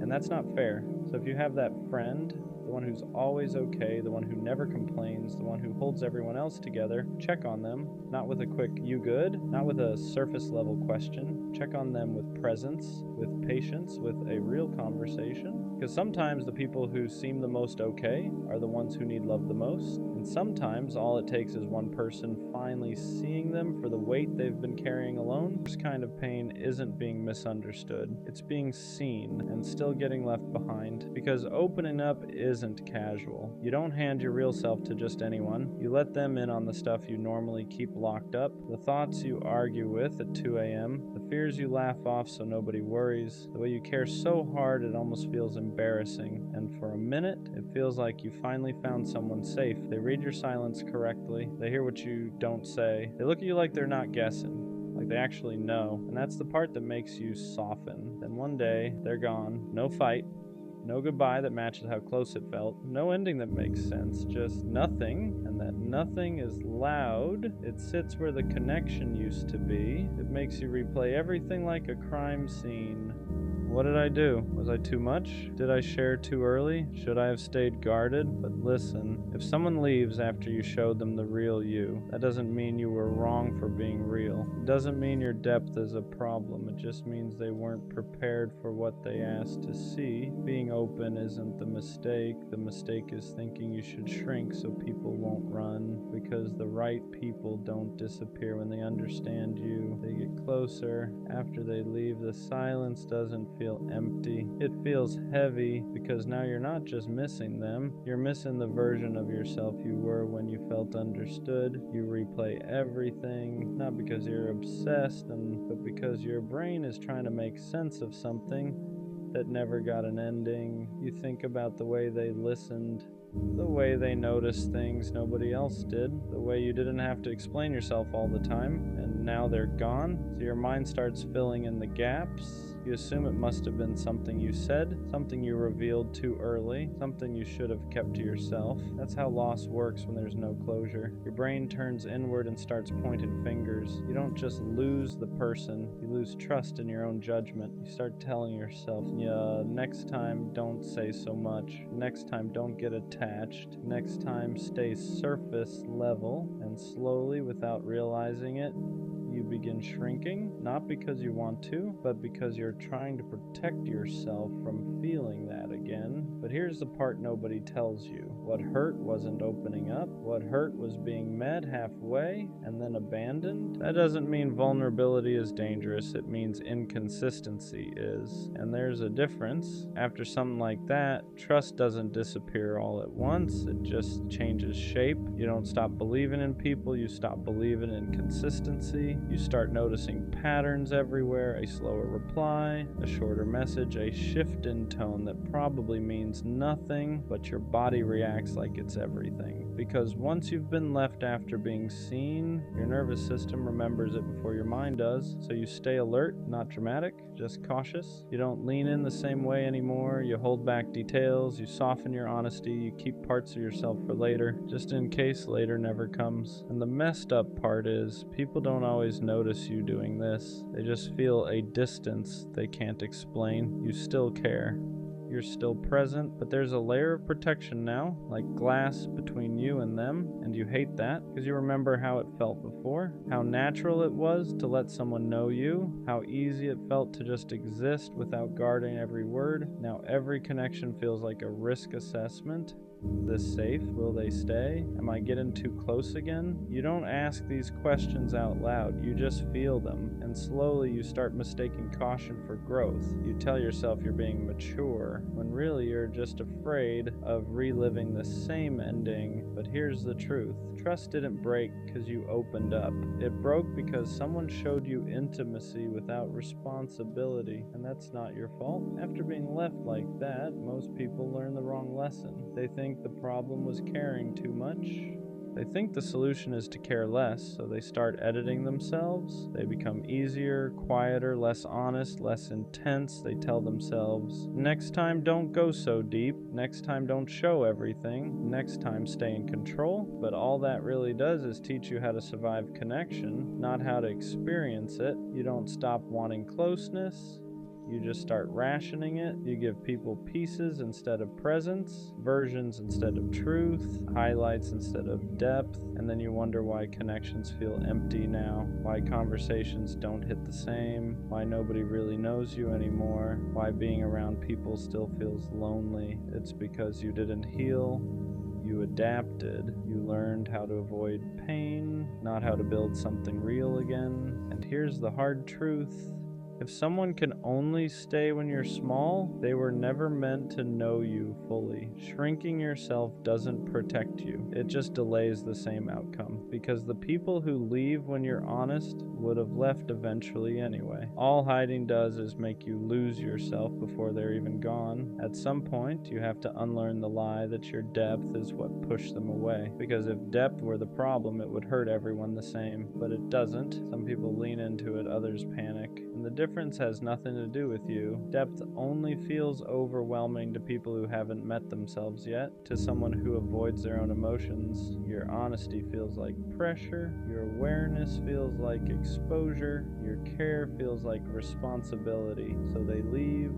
Not because you were too much, but because staying would have required them to show up in ways they weren't ready for. And that's important to understand. You weren't asking for perfection. You weren't asking for forever. You were just asking for presence, consistency, communication, effort that matched the closeness they accepted. That's not intensity, that's basic emotional accountability. But when someone isn't capable of that, they label it as too deep because it's easier than admitting they don't know how to stay. So no, your depth wasn't the problem. The problem was inviting someone into a space they didn't know how to hold. And that doesn't mean you should become lighter. It means you should become more selective. After something like this, a lot of people start punishing themselves without realizing it. They replay the moment over and over, looking for where they went wrong. They tell themselves, I should have seen it coming, I should have known better, I should have protected myself. But that's not growth, that's blame dressed up as reflection. You didn't fail by trusting, you didn't mess up by being open, you didn't lose because you cared, you just encountered someone who could only meet you halfway. And instead of letting that truth land, you turned it inward. You started questioning your instincts, your emotions, your ability to choose people. That's how one loss turns into self-doubt. You don't just grieve the person,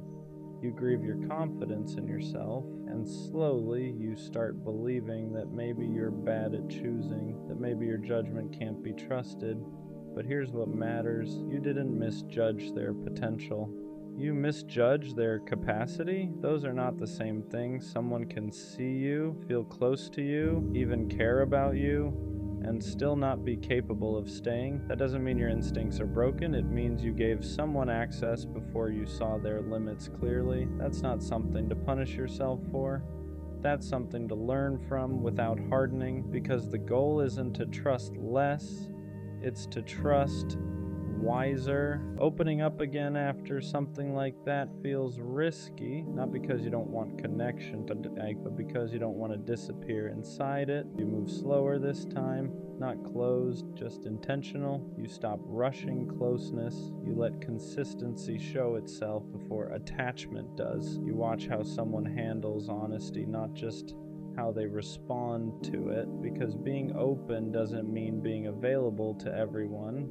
It means choosing who earns access. You learn that real safety isn't instant chemistry. It's follow-through. It's effort that doesn't fade when things get quiet. It's someone staying curious instead of pulling away. And you stop over-explaining yourself. You don't justify your needs. You don't apologize for caring. You don't chase clarity from people who disappear. instead of communicate. That's not walls, that's boundaries. You realize you don't need to prove your depth anymore. The right people recognize it without being overwhelmed, and for the first time, opening up doesn't feel like self-abandonment. It feels like alignment. You're still honest, still real, still deep, just no longer handing your heart to people who haven't shown they can hold it. At the end of all this, you start to understand something important. The people who stay don't make you feel confused. They don't disappear when things get real. They don't make you guess where you stand. They don't make you question whether being yourself was a mistake. They stay because they see you, not in spite of it. They don't flinch at your depth. They don't rush you to be easier. They don't treat your honesty like a burden. They meet you with steadiness, not perfection. Not constant intensity, just consistency, and that's how you know. Because real connection doesn't feel like walking on glass. It doesn't make you anxious after silence. It doesn't leave you replaying everything you said. It feels calm, grounded, safe in a way that doesn't need explaining. You stop wondering if you're too much. You stop preparing yourself for disappearance. You stop shrinking to be kept. And you realize something quietly powerful. The people who left weren't proof that you were hard to love. They were proof that you were inviting people into a depth they hadn't earned yet. And that's not something to regret, because being seen was never a mistake. Being honest was never a flaw. Caring deeply was never the wrong move. The right people won't vanish once they understand you. They'll stay because of it. The worst kind of pain isn't being misunderstood. It's being seen and still getting left behind. Because opening up isn't casual. You don't hand your real self to just anyone. You let them in on the stuff you normally keep locked up, the thoughts you argue with at 2 a.m., the fears you laugh off so nobody worries, the way you care so hard it almost feels embarrassing, and for a minute it feels like you finally found someone safe. They read your silence correctly. They hear what you don't say. They look at you like they're not guessing, like they actually know. And that's the part that makes you soften. Then one day, they're gone. No fight, no goodbye that matches how close it felt. No ending that makes sense, just nothing. And that nothing is loud. It sits where the connection used to be. It makes you replay everything like a crime scene. What did I do? Was I too much? Did I share too early? Should I have stayed guarded? But listen, if someone leaves after you showed them the real you, that doesn't mean you were wrong for being real. It doesn't mean your depth is a problem. It just means they weren't prepared for what they asked to see. Being open isn't the mistake. The mistake is thinking you should shrink so people won't run. Because the right people don't disappear when they understand you. They get closer. After they leave, the silence doesn't feel empty. It feels heavy, because now you're not just missing them, you're missing the version of yourself you were when you felt understood. You replay everything, not because you're obsessed, but because your brain is trying to make sense of something that never got an ending. You think about the way they listened, the way they noticed things nobody else did, the way you didn't have to explain yourself all the time, and now they're gone. So your mind starts filling in the gaps. You assume it must have been something you said, something you revealed too early, something you should have kept to yourself. That's how loss works when there's no closure. Your brain turns inward and starts pointing fingers. You don't just lose the person, you lose trust in your own judgment. You start telling yourself, next time, don't say so much. Next time, don't get attached. Next time, stay surface level. And slowly, without realizing it, you begin shrinking. Not because you want to, but because you're trying to protect yourself from feeling that again. But here's the part nobody tells you. What hurt wasn't opening up. What hurt was being met halfway and then abandoned. That doesn't mean vulnerability is dangerous. It means inconsistency is. And there's a difference. After something like that, trust doesn't disappear all at once. It just changes shape. You don't stop believing in people. You stop believing in consistency. You start noticing patterns everywhere. A slower reply, a shorter message, a shift in tone that probably means nothing, but your body reacts like it's everything, because once you've been left after being seen, your nervous system remembers it before your mind does. So you stay alert, not dramatic, just cautious. You don't lean in the same way anymore. You hold back details. You soften your honesty. You keep parts of yourself for later, just in case later never comes. And the messed up part is, people don't always notice you doing this. They just feel a distance they can't explain. You still care. You're still present, but there's a layer of protection now, like glass between you and them, and you hate that because you remember how it felt before, how natural it was to let someone know you, how easy it felt to just exist without guarding every word. Now every connection feels like a risk assessment. Is this safe? Will they stay? Am I getting too close again? You don't ask these questions out loud, you just feel them. And slowly you start mistaking caution for growth. You tell yourself you're being mature, when really you're just afraid of reliving the same ending. But here's the truth, trust didn't break because you opened up. It broke because someone showed you intimacy without responsibility, and that's not your fault. After being left like that, most people learn the wrong lesson. They think the problem was caring too much. They think the solution is to care less, so they start editing themselves. They become easier, quieter, less honest, less intense.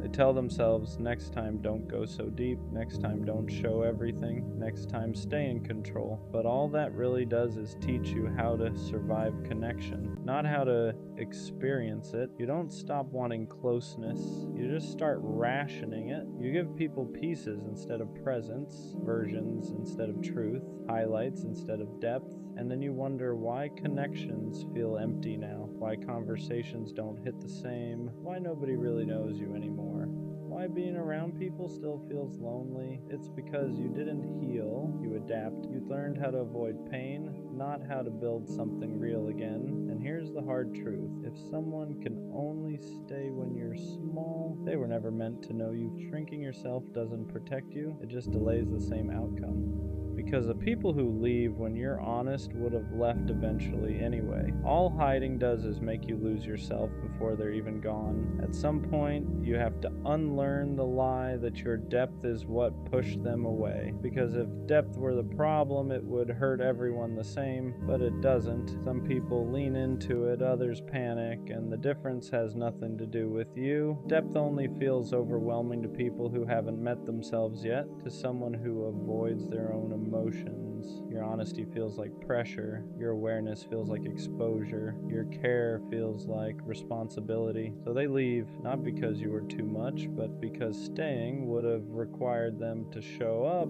in ways they weren't ready for. And that's important to understand. You weren't asking for perfection. You weren't asking for forever.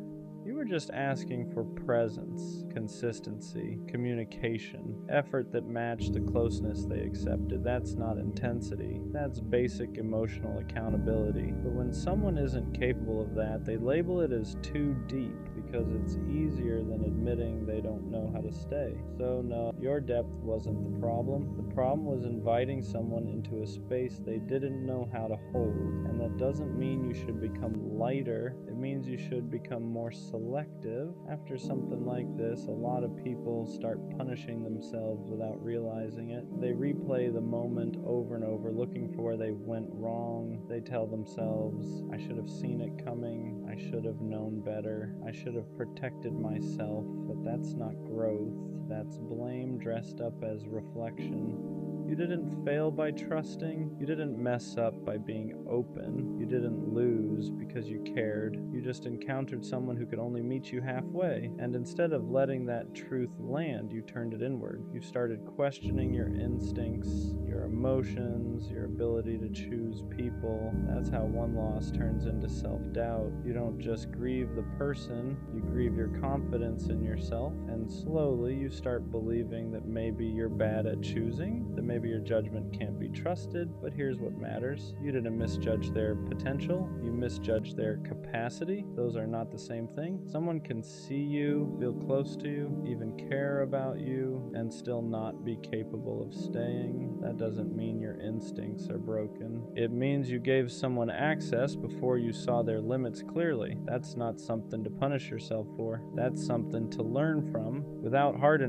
because the goal isn't to trust less. It's to trust wiser. Opening up again after something like that feels risky. Not because you don't want connection, but because you don't want to disappear inside it, so you move slower this time, not closed, just intentional. You stop rushing closeness. You let consistency show itself before attachment does. You watch how someone handles honesty, not just how they respond to it, because being open doesn't mean being available to everyone. It means choosing who earns access. You learn that real safety isn't instant chemistry. It's follow through.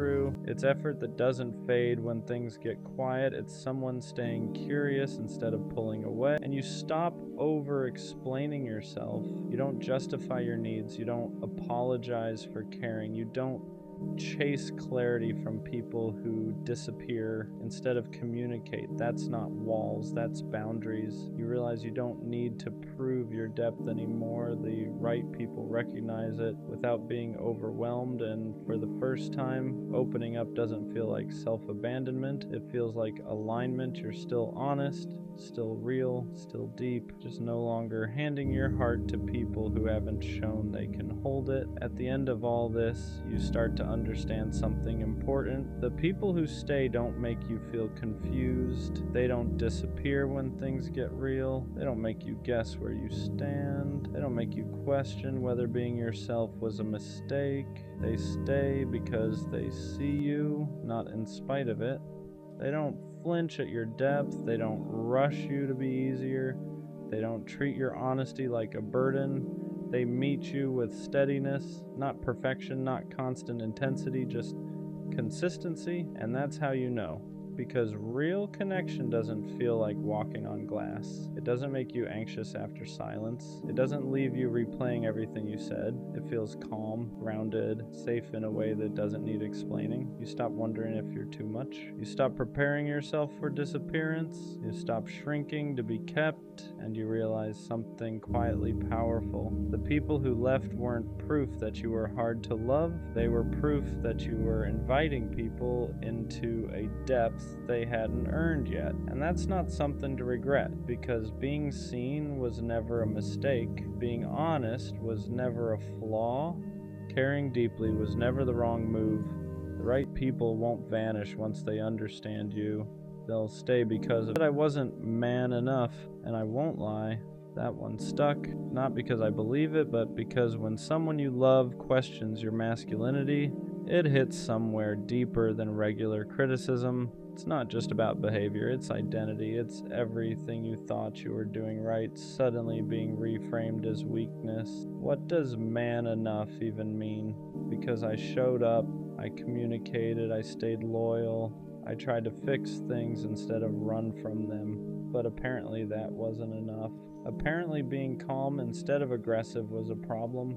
Apparently wanting to talk things through instead of shutting down made me soft. Apparently expressing emotion made me less of a man. And that's when I realized something dangerous. Some people confuse masculinity with dominance. They confuse emotional control with emotional absence. They confuse stability with weakness. And if that's the definition she was using, then maybe I was never supposed to fit it. But still, when she said it, it made me question myself. Because no matter how confident you are, words like that linger. They make you replay moments. They make you wonder if you should have been tougher, colder, less available, less understanding. And that's how toxic standards start reshaping you quietly. I started analyzing everything after that. Was I too patient, too willing to compromise, too quick to apologize? Because I thought being a man meant being responsible, being accountable, being emotionally mature. But maybe she wanted something louder, more dominant, more unpredictable, and that's confusing because society tells men two opposite things. Be strong, but don't be cold. Be vulnerable, but don't be weak. Lead, but don't control. And somehow you're supposed to balance all of it perfectly. So when she said I wasn't man enough, I started wondering, was I too emotionally available? Was I too steady? Was I not exciting enough? But here's the truth that took me time to accept. Being consistent doesn't make you less of a man. Being calm doesn't make you less masculine. Being emotionally intelligent doesn't make you weak. It makes you evolved. And not everyone is comfortable with evolved. Some people are used to chaos, used to intensity, used to men who are hard to access emotionally. So when they meet someone who communicates clearly and stands firm without yelling, it feels unfamiliar. And unfamiliar can feel unmanly to someone who's been conditioned differently. But that's not my problem to fix. The deeper issue wasn't her words. It was what they tried to take from me. My confidence, because when someone attacks your masculinity, they're attacking your foundation. They're saying you're not enough as you are, and that's heavy. But here's what I had to learn. If being man enough means being emotionally unavailable, if it means suppressing how I feel, if it means pretending I don't care, if it means dominating instead of communicating, then I don't want that version of masculinity, because strength isn't loud. It's controlled, it's stable, it's secure enough to not overreact. It's confident enough to not prove itself constantly. And maybe she mistook calm for weak. Maybe she mistook kindness for softness. Maybe she mistook emotional awareness for insecurity. But that doesn't redefine me, it just shows what she was used to. What hurt the most wasn't that she left, it was that she framed it like I lacked something. Like I needed to become more, like I needed to step up into some undefined standard. But love isn't about becoming someone else to fit someone's idea of masculinity. It's about alignment. If she needed someone louder, more dominant, more emotionally distant, that's preference, not proof that I wasn't enough. Wasn't. Because being man enough shouldn't mean performing toughness. It should mean integrity, leadership, emotional control, responsibility, and I had all of that, just not in a way that matched her expectations, and that's okay. I realized something important after sitting with it. The right woman won't question your masculinity. She'll feel safe in it. She won't need you to be aggressive to feel protected. She won't need you to be emotionally shut down to feel secure. She won't test your dominance to measure your worth. She'll recognize strength and stability. She'll see leadership and accountability.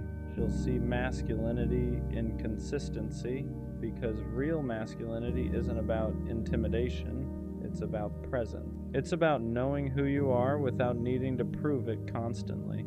And here's the part nobody talks about.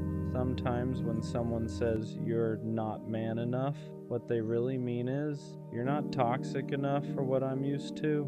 Because chaos feels passionate to some people, silence feels strong to some people, emotional distance feels masculine to some people, but healthy masculinity feels boring if you're addicted to instability, and that's not an insult, it's reality. Some people equate unpredictability with strength, and when they meet steadiness, they don't know what to do with it. I had to ask myself something hard. Was I actually lacking, or was I just not performing? Because there's a difference. Lacking means I don't possess something. Performing means I'm pretending to. And I refuse to perform masculinity for approval. I refuse to become colder just to seem stronger. I refuse to suppress my emotional intelligence just to look dominant. Because the right person won't require that. They'll appreciate it. If anything, being called not man enough forced me to define what that means for myself. To me, being a man means standing on your word, protecting without controlling, communicating without yelling, being emotionally disciplined, owning your mistakes, leading with stability, and I did all of that. So if that wasn't enough for her, it doesn't mean I failed. It means we defined strength differently. I won't let one person's perception reshape my identity, because masculinity isn't loud. It isn't about dominance. It isn't about intimidation. It's about internal control. It's about consistency. It's about knowing who you are when no one is watching. And if someone mistakes calm strength for weakness, that says more about what they're used to than what I am. She said I wasn't man enough, but I am man enough to walk away instead of yelling, stay calm instead of escalating, express how I feel instead of suppressing it, choose growth instead of ego. And that's the kind of man I'll stay, because the right woman won't need me to prove my masculinity. She'll feel secure in it, and I'd rather be steady and misunderstood then loud and respected for something I'm not. If being man enough means losing emotional depth, then I'll pass. Because real strength doesn't shout, it stands. No one really talks about how long some men are willing to wait for the one person they truly want. Not days, not weeks, months, sometimes years. And it usually starts with something small, something that doesn't sound final. She says, maybe one day. I'm just not ready right now. I need time. And he hears that like it's a promise. Like it means not now doesn't mean never. So he holds on to those words, replays them, builds hope around them, and he waits. He doesn't make it obvious. He doesn't beg. He doesn't pressure. He waits quietly, patiently, convincing everyone, including himself, that he's fine. Because when a man sees you in his future, when he's already chosen you in his heart, waiting feels easier than letting go. He tells himself she's healing. She's figuring things out. She'll come back when she's ready. And sometimes it's hard to tell if that kind of waiting is beautiful or self-destructive, because love like that is rare. A man who's willing to pause his own needs, put his feelings on hold, stay loyal to the idea of you without knowing if you'll ever choose him back. That's not weakness, that's commitment. But commitment without clarity can slowly break someone. So if you have a man like that, someone willing to wait while you sort through your life, you can't treat that lightly. Take the time you need, heal what you need to heal, do what you need to do, but don't let him wait if you already know you're not coming back. Because the cruelest thing is letting someone hold on to hope when all that's waiting for them is disappointment. A lot of men won't walk away. They'll keep telling themselves one more month, one more sign, one more chance, not because they're desperate, but because they care. So if you can love him again, do it fully.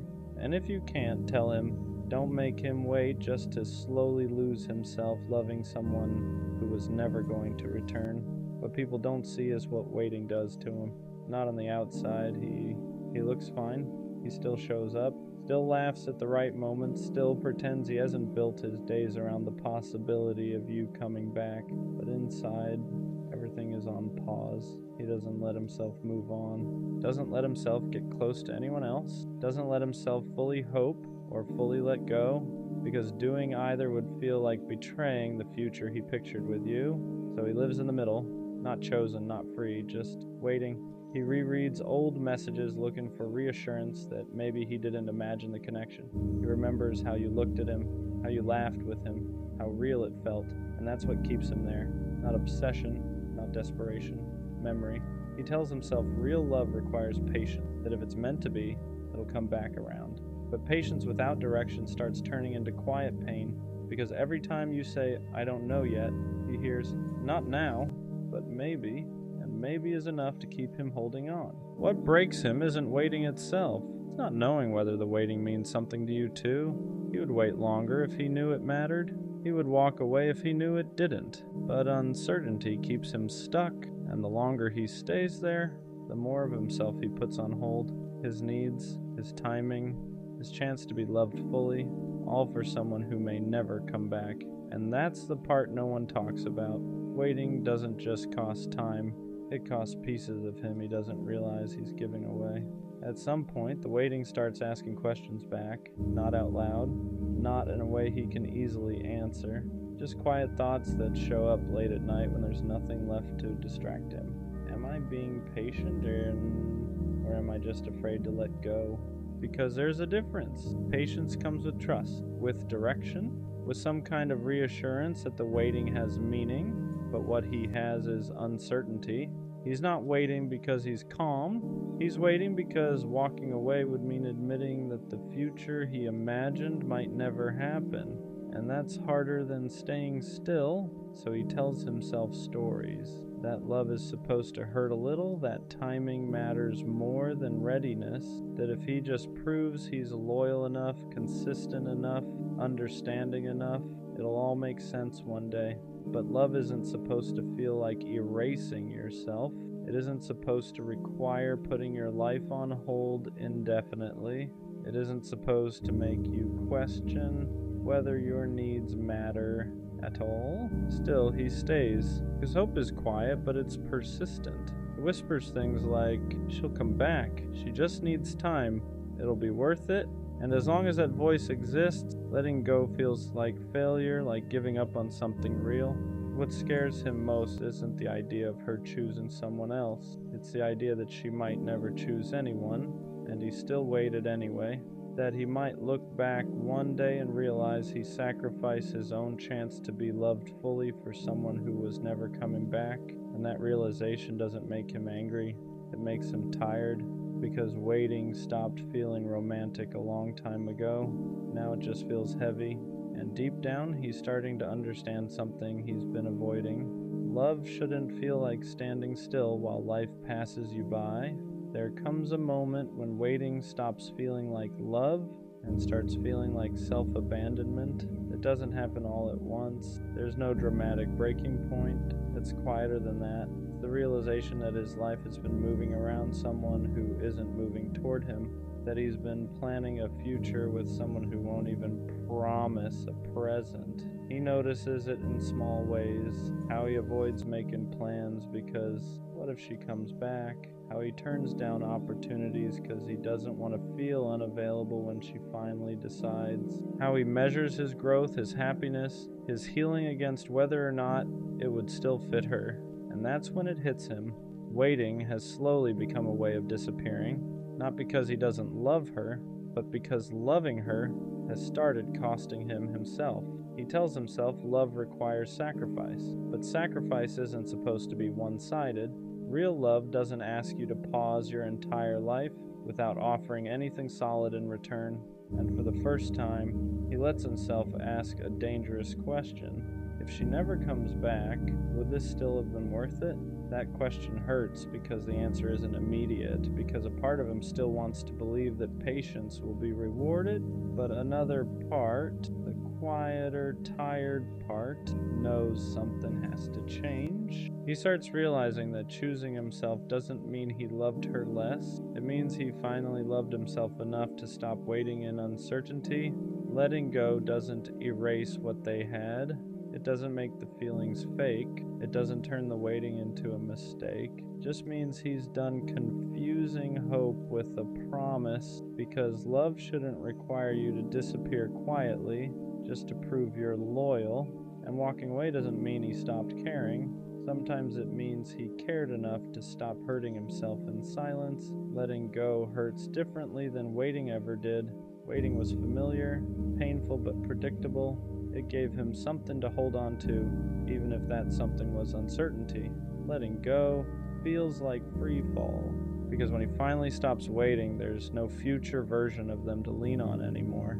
No, maybe one day. No imagined moment where she finally says she's ready. Just silence, and that silence is loud at first. He feels it in the empty spaces where hope used to sit, in the routines he built around the idea of her coming back. For a while he doesn't know who he is without the waiting, because waiting gave his love direction, it gave his patience purpose, it made the pain feel meaningful. Now he has to sit with something harder, grief, not just for her, but for the version of himself who believed love always meant endurance. He realizes how long he ignored his own needs, how often he told himself later, instead of asking for what he deserved now. And that realization stings, because he wasn't weak, he was loyal. He just stayed loyal to someone who couldn't meet him where he stood. Healing doesn't come all at once. Some days he still wonders if he gave up too soon, if one more month would have changed everything. But then he remembers how heavy the waiting felt, how small his world had become, how much of himself he put on hold. And slowly something shifts. He starts choosing himself in quiet ways. He makes plans without hesitation. He opens himself to new moments without checking if they'd interfere with the future that no longer exists. And for the first time in a long time, his life starts moving forward again. Letting go didn't mean he stopped loving her. It meant he stopped abandoning himself. And that's when healing actually began. After the waiting ends, there's a strange emptiness that follows, not because he lost her, but because he lost the version of himself that believed love had to hurt to be real. For a long time, his worth was tied to patience, to loyalty, to how much he was willing to endure without being chosen back, and when that chapter closed, he didn't immediately feel strong. He felt unsure, because when you spend so long putting someone else first, you forget what it feels like to be a priority in your own life.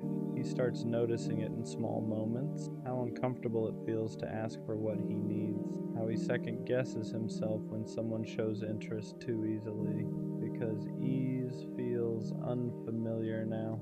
He was used to earning affection, proving commitment, waiting quietly without complaint, so when someone shows up without confusion or hesitation, it almost feels wrong. Like love should require more suffering than this. That's when he realizes how deeply the waiting shaped him. He didn't just pause his life, he learned to minimize himself. He learned that his needs could wait, that his feelings were negotiable, that love meant staying even when nothing was being offered in return. Unlearning that takes time. He has to remind himself that love isn't supposed to feel uncertain, that commitment doesn't mean self-erasure, that being chosen shouldn't feel like a reward for endurance. Slowly he starts rewriting the rules. He lets himself want clarity. He lets himself walk away when something feels one-sided.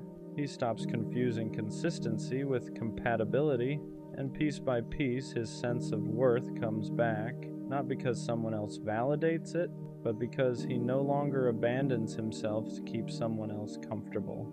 He waited because he meant it, but now he understands something important. The right person won't need him to suffer quietly to prove his love. They'll meet him where he stands. Waiting leaves marks, not obvious ones. Nothing you can point to and explain easily. But after someone has waited that long, they don't love the same way again. He becomes more careful, not closed off, just aware. Because once you've given that much patience to the wrong person, you learn how expensive your loyalty really is. He no longer rushes into hope, no longer builds futures in his head without evidence in the present. Not because he's bitter, but because he knows what it costs to believe too soon. He listens differently now. When someone says, "I'm not ready," he hears it clearly. When someone says, "I don't know what I want," he doesn't translate it into possibility. He takes words as they are, not as promises he can grow hope around. That doesn't make him cold, it makes him intentional. He still loves deeply, still commits fully, but only where clarity exists, because waiting taught him that love shouldn't feel like uncertainty stretched over time. He no longer tries to prove his worth through endurance. He doesn't stay where effort isn't mutual. He doesn't confuse potential with reality, and that makes him harder to lose, not because he withholds love, but because he now knows when to walk away. He understands that choosing someone means choosing himself too. That real connection doesn't ask him to pause his life indefinitely. Doesn't ask him to suffer quietly just to stay loyal. Waiting didn't break him, it refined him. It taught him what love isn't, though he could finally recognize what it is. And when he loves again, it won't be out of fear of losing. It will be out of certainty. The next time he loves someone, it won't start with waiting. It'll start with clarity, because once you've waited that long for someone who couldn't meet you halfway, you stop confusing effort with connection. He won't wonder where he stands anymore. He won't analyze pauses, he won't read into silence or turn uncertainty into hope, not because he's less romantic, but because he's learned what love is supposed to feel like. The next person he loves won't have to guess how he feels. They won't have to question his loyalty. They won't have to wonder if he's serious, because when he chooses fully, but this time, he'll only stay where he's chosen back. He won't pause his life waiting for someone to decide. He won't put his heart on hold for potential. He understands now that real love doesn't keep you guessing. It doesn't stretch uncertainty across months and years. It doesn't ask you to sacrifice peace just to stay connected. The next person will feel the difference. Not because he loves harder, but because he loves cleaner. with boundaries, with honesty, with the expectation of mutual effort. And that's the quiet shift no one sees. Waiting didn't make him bitter, it made him precise. It taught him that commitment means nothing without intention behind it. So when he gives his time again, his patience again, his heart again, it won't be because he's afraid to lose. It'll be because both of them are choosing each other in the present. Not someday, not maybe, now. The people who wait the longest are often the hardest to replace, not because they demand attention, not because they make noise, but because they loved with patience most people don't have anymore. When he was waiting, his presence felt easy to overlook. He was steady, consistent, always there, and consistency can become invisible to people who aren't ready to value it. So they assume he'll always be there, that his patience has no limit, that his loyalty is permanent. But what they don't realize is that waiting teaches restraint. It teaches someone exactly how much they're willing to give before they stop. So when he finally walks away, it's quiet, no drama, no announcement, no attempt to make anyone regret it. He just goes, and that's when the absence is felt. Because he wasn't loud, he was grounding. He was the one who remembered, the one who stayed calm, the one who made things feel safe without asking for anything in return. And when that's gone, it leaves a space it's hard to fill, not with excitement, not with attention, but with depth. That's when people realize they didn't lose someone dramatic, they lost someone rare, someone who would have waited longer than anyone else, but chose not to abandon himself anymore. And that's the part that hurts the most. Not that he left, but that he learned how to leave. Because once someone like that is gone, they don't come back confused. They don't come back waiting. They move forward with intention. And by the time anyone realizes what they lost, he's already chosen himself. Waiting was never the problem. The problem was waiting without being chosen back. For a long time, he believed love was proven by how much you were willing to endure, how long you could stay, how patient you could be, how quietly you could hurt without asking for reassurance, and he did that. He waited through uncertainty, through mixed signals, through not right now that never turned into I'm ready, not because he didn't value himself, but because he valued love deeply, but eventually he learned the difference between commitment and self-sacrifice. Real love doesn't keep you suspended. It doesn't ask you to pause your life while someone decides if you're worth choosing. Real love meets you where you are, and the moment he understood that, waiting lost its meaning, because waiting only makes sense when both people are moving toward each other, even slowly, not when one person is standing still hoping to be picked someday. Walking away wasn't easy. It didn't feel empowering at first. It felt like grief. Grief for the future he imagined. Grief for the version of himself who believed patience would be rewarded no matter the cost. But over time, that grief turned into clarity. He realized something simple but life-changing. Love should feel mutual, certain, chosen in the present, not promised someday. So now, when he looks back on the waiting, he doesn't see weakness. He sees proof that he can love deeply. But he also sees the moment he learned to stop giving that depth to people who couldn't return it.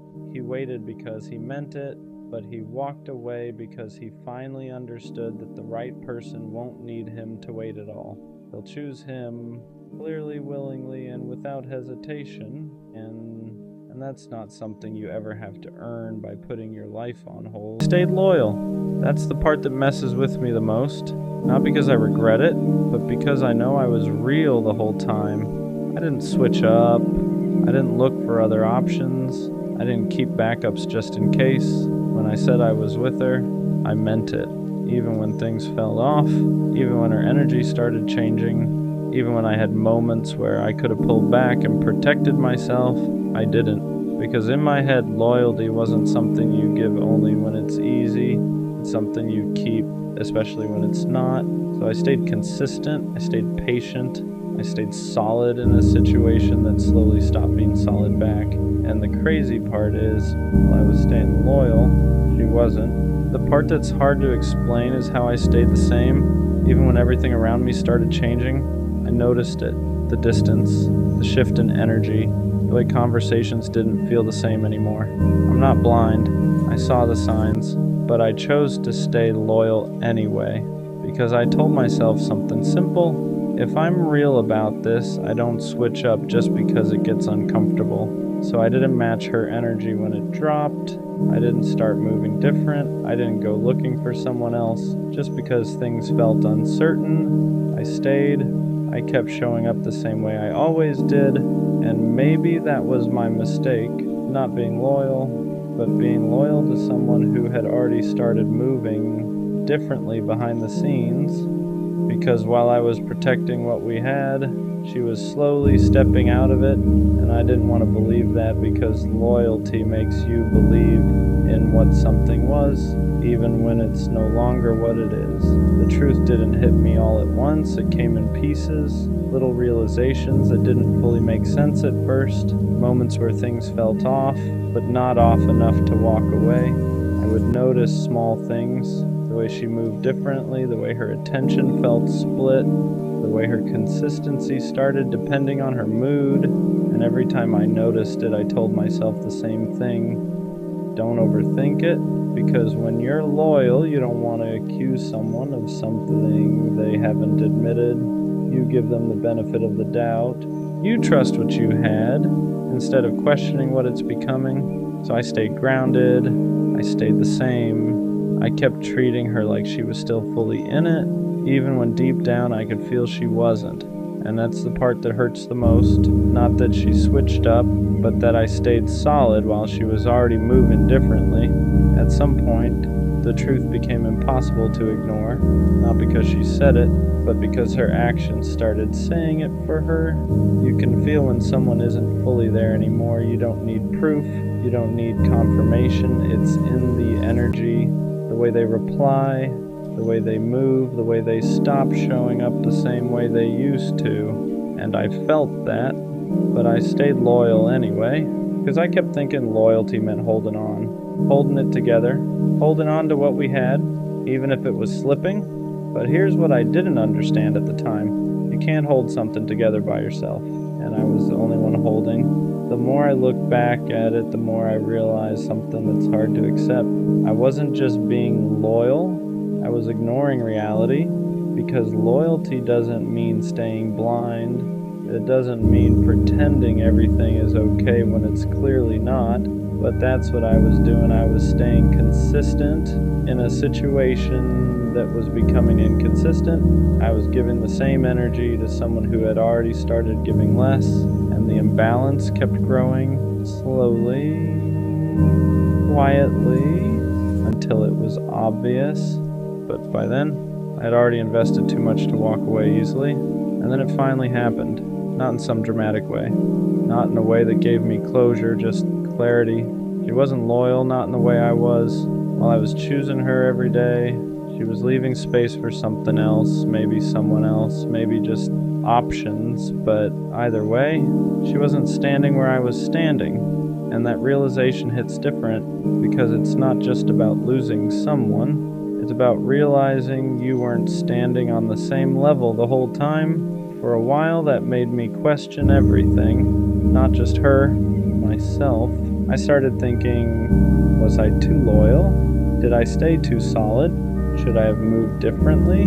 Because when someone hurts you while you're being real, it makes you feel like being real was the mistake, but it wasn't. Loyalty wasn't the problem. Giving it to the wrong person was, and that's the shift that took time to understand. Because I didn't lose by being loyal. I didn't lose because I stayed real.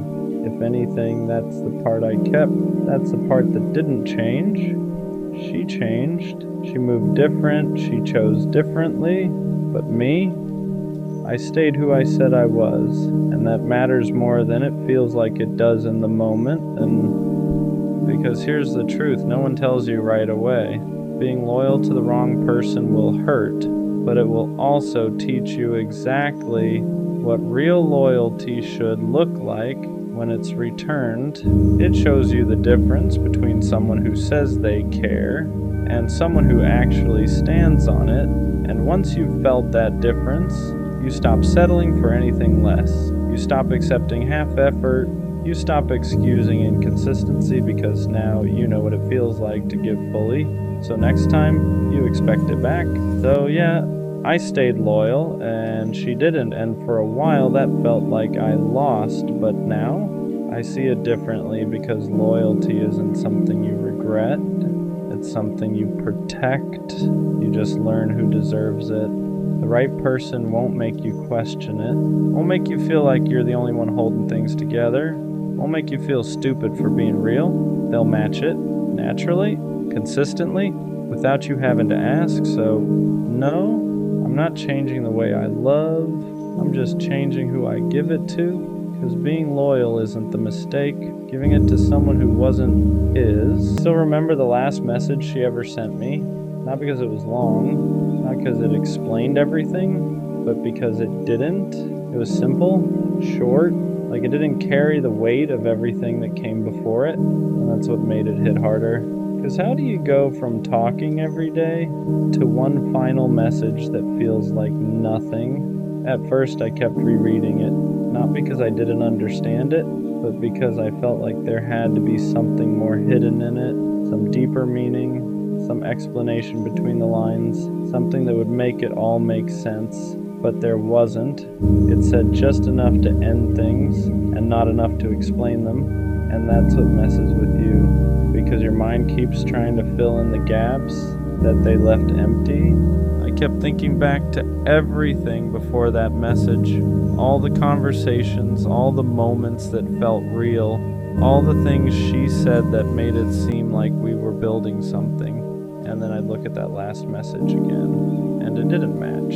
It didn't feel like it came from the same person. Because how do you go from consistency to something that feels so detached, so final, without feeling final at all?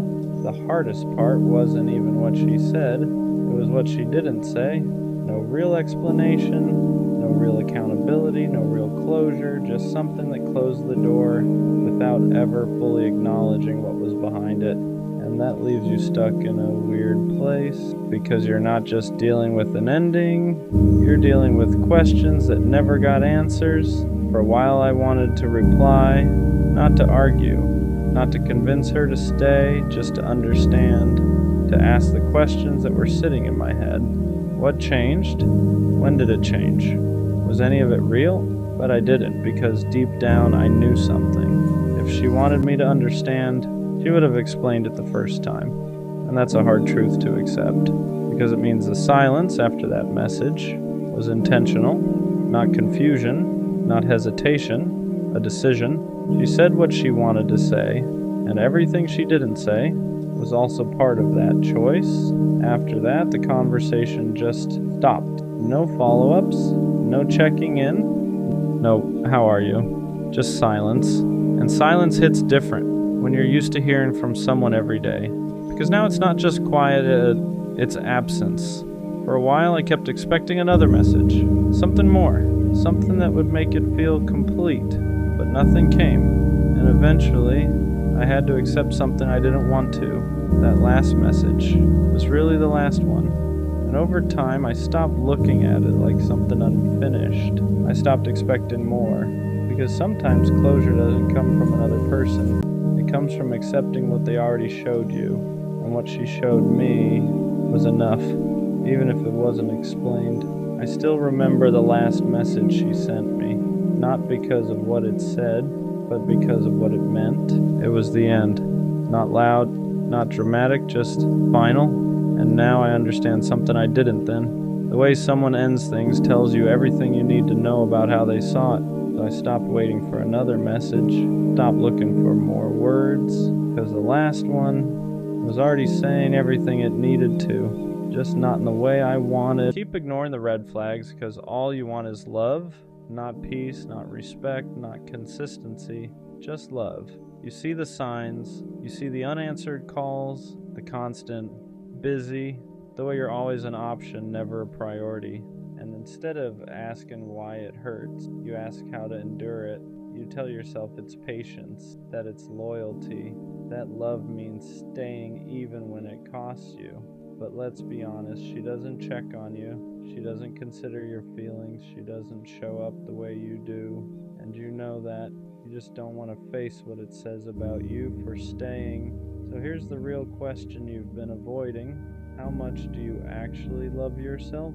Because when you stay in situations that keep hurting you, when you keep accepting disrespect just to feel close to someone, that's not love. That's neglect. If you truly loved yourself, you wouldn't keep choosing pain just to feel wanted. You wouldn't keep lowering your standards to keep someone around who clearly isn't choosing you back. But you don't protect yourself, you sacrifice yourself. Because being alone scares you more than being hurt, and that's why you accept the bare minimum. That's why you stay in toxic cycles. That's why you confuse attachment with love. You're not holding on because it's good for you. You're holding on because it's the only version of love you think you deserve. And that's the lie. You don't need someone else to complete you. What you actually need is to stop outsourcing your worth, because the moment you start loving yourself, really loving yourself, you stop begging for attention. You stop tolerating disrespect. You stop calling pain connection. You stop chasing people who only show up halfway. Self-love doesn't make you selfish. It makes you unavailable to anything that keeps breaking you. And until you learn that, you'll keep calling suffering love and calling survival loyalty. You are worth more than crumbs. You are worth more than confusion. You are worth more than being an option. But no one can convince you of that until you decide to believe it yourself. Here's the truth you keep avoiding. You don't stay because you don't see the red flags. You stay because you think leaving means nobody else will love you, so you make excuses. She's busy. She's going through stuff. She just doesn't show love the same way. But effort isn't a love language. It's a choice. And when someone keeps choosing not to show up for you, that's not confusion, that's clarity. You're not being patient. You're being hopeful in a place that's already shown you who it is. You keep giving grace to people who wouldn't give you the same. You keep explaining your pain to someone who already decided it wasn't important enough to change. And every time you stay, you send yourself a message. My feelings come second. My needs are optional. This is the best I can get. That's not love. That's self-betrayal. You think walking away means losing them, but what you're really losing right now is respect for yourself, because someone who values you doesn't make you question your worth.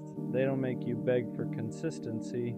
They don't disappear and call it space. And the reason this keeps happening isn't because you love too hard. It's because you don't love yourself hard enough to leave when you should. The moment you start choosing yourself, red flags stop looking like obstacles and start looking like exits. And exits aren't failures, they're protection. Ignoring red flags doesn't just hurt you once, it trains people how to treat you. Every time you stay after disrespect, you teach them you'll tolerate it. Every time you forgive without change, you show them your boundaries don't mean much, and they adjust accordingly. They respond less. They try less, they care just enough to keep you around, but never enough to show up fully. Because why would they? You already proved you'll stay without effort. You think you're being understanding, but what you're really doing is normalizing behavior that shouldn't have access to you. You answer late replies immediately. You accept apologies without accountability. You let patterns repeat because you're afraid of starting over, and slowly, your standards drop while their comfort rises. That's the trade you're making. You're giving someone emotional safety while you live in emotional uncertainty. And the worst part? You start blaming yourself. You tell yourself you're asking for too much, that you're sensitive, that this is just how relationships are. But healthy love doesn't require endurance. You don't have to survive it. You don't have to fight for basic respect. You don't have to convince someone to treat you well. Red flags aren't challenges to overcome. They're warnings to listen to, and the longer you ignore them, the harder it becomes to remember what being valued even feels like. The pattern doesn't break when they change, it breaks when you do. The reason you keep ignoring red flags is because you confuse attachment with love. Love feels steady, Attachment feels urgent. Love doesn't make you anxious. Attachment keeps you checking your phone, replaying conversations, wondering where you stand, and you call that passion. But what you're really feeling is fear. Fear of being replaced, fear of not being enough, fear that if you don't hold on tight, you'll be forgotten. So you cling, you stay when you should leave, you wait when there's nothing coming, you accept excuses because they're easier than facing the truth. That truth being, someone who wants you won't make you feel optional. Attachment makes you chase because it needs reassurance. Love doesn't chase, it meets. And until you learn the difference, every red flag will feel like something you just need to work through. You'll keep calling distance space, disrespect miscommunication, inconsistency timing, but your body already knows that tight feeling in your chest, that constant unease, that feeling of giving more than you're getting. That's not love warning you to try harder. That's your self-respect telling you to stop. You don't need clearer signs. You don't need closure. You don't need one more conversation. You need the courage to admit that attachment is keeping you stuck in places love would never ask you to stay. Walking away feels harder than staying because staying lets you avoid the truth. As long as you're still there, you can tell yourself it might change, that maybe tomorrow they'll care more, that maybe you're just being tested. Hope keeps you stuck because leaving means admitting you invested in something that wasn't good for you. It means admitting you ignored your instincts, that you stayed longer than you should have, that you loved someone who couldn't meet you halfway, and that hurts your pride. So instead, you endure. You tell yourself pain is temporary, that love requires sacrifice, that every relationship has rough patches, but here's the part you don't want to hear. Love doesn't consistently make you feel small. It doesn't drain you. It doesn't confuse you. It doesn't make you feel like you're asking for too much just by wanting basic respect. You stay because leaving forces accountability, not for them, but for you. It forces you to ask why you accepted less, why you ignored the signs, why you stayed quiet when your boundaries were crossed. And that's uncomfortable. But staying is costing you more than leaving ever will. Every day you remain in a situation that disrespects you, you reinforce the belief that this is all you deserve, and that belief is the real damage. Walking away isn't giving up on love, it's giving up on self-betrayal, and the moment you finally choose yourself, red flags stop feeling confusing. They feel obvious. The moment you stop ignoring red flags, everything gets quiet. No chaos, no anxiety spikes, no constant checking to see if someone still wants you. And at first, that silence feels uncomfortable because you're used to confusion, used to emotional ups and downs, used to love feeling like something you have to manage. So when you finally walk away, your brain starts questioning you. Maybe I overreacted. Maybe I should have stayed. Maybe this is just how love feels. But that's just withdrawal. You're not missing them. You're missing the familiarity of the pattern because ignoring red flags wasn't just about them. It was about what you were willing to tolerate to avoid being alone. Now that you've chosen yourself, you start seeing things clearly. You realize how drained you were, how often you made excuses, how little you were actually asking for compared to how much you were giving, and that clarity changes you. You don't feel pulled toward inconsistency anymore. You don't chase mixed signals. You don't feel tempted by people who only show up halfway. Because once you experience peace, chaos stops feeling exciting. You stop romanticizing struggle. You stop believing love has to hurt. You stop confusing anxiety with connection. And here's the biggest shift. You stop trying to be chosen. You start choosing. Who gets access to you? Who gets your time? Who gets your emotional energy? Red flags don't feel like puzzles anymore. They feel like answers. And instead of asking me, can I make this work? You ask, does this protect me? That's when self-respect kicks in.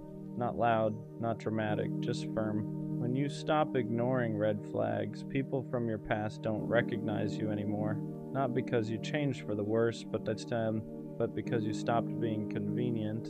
You don't explain yourself as much. You don't over-justify your boundaries. You don't stay in conversations that feel disrespectful or draining, and that confuses people. They're used to the version of you that stayed quiet, that gave chances, that tried to understand at the expense of being understood. So when you walk away faster now, they call you cold.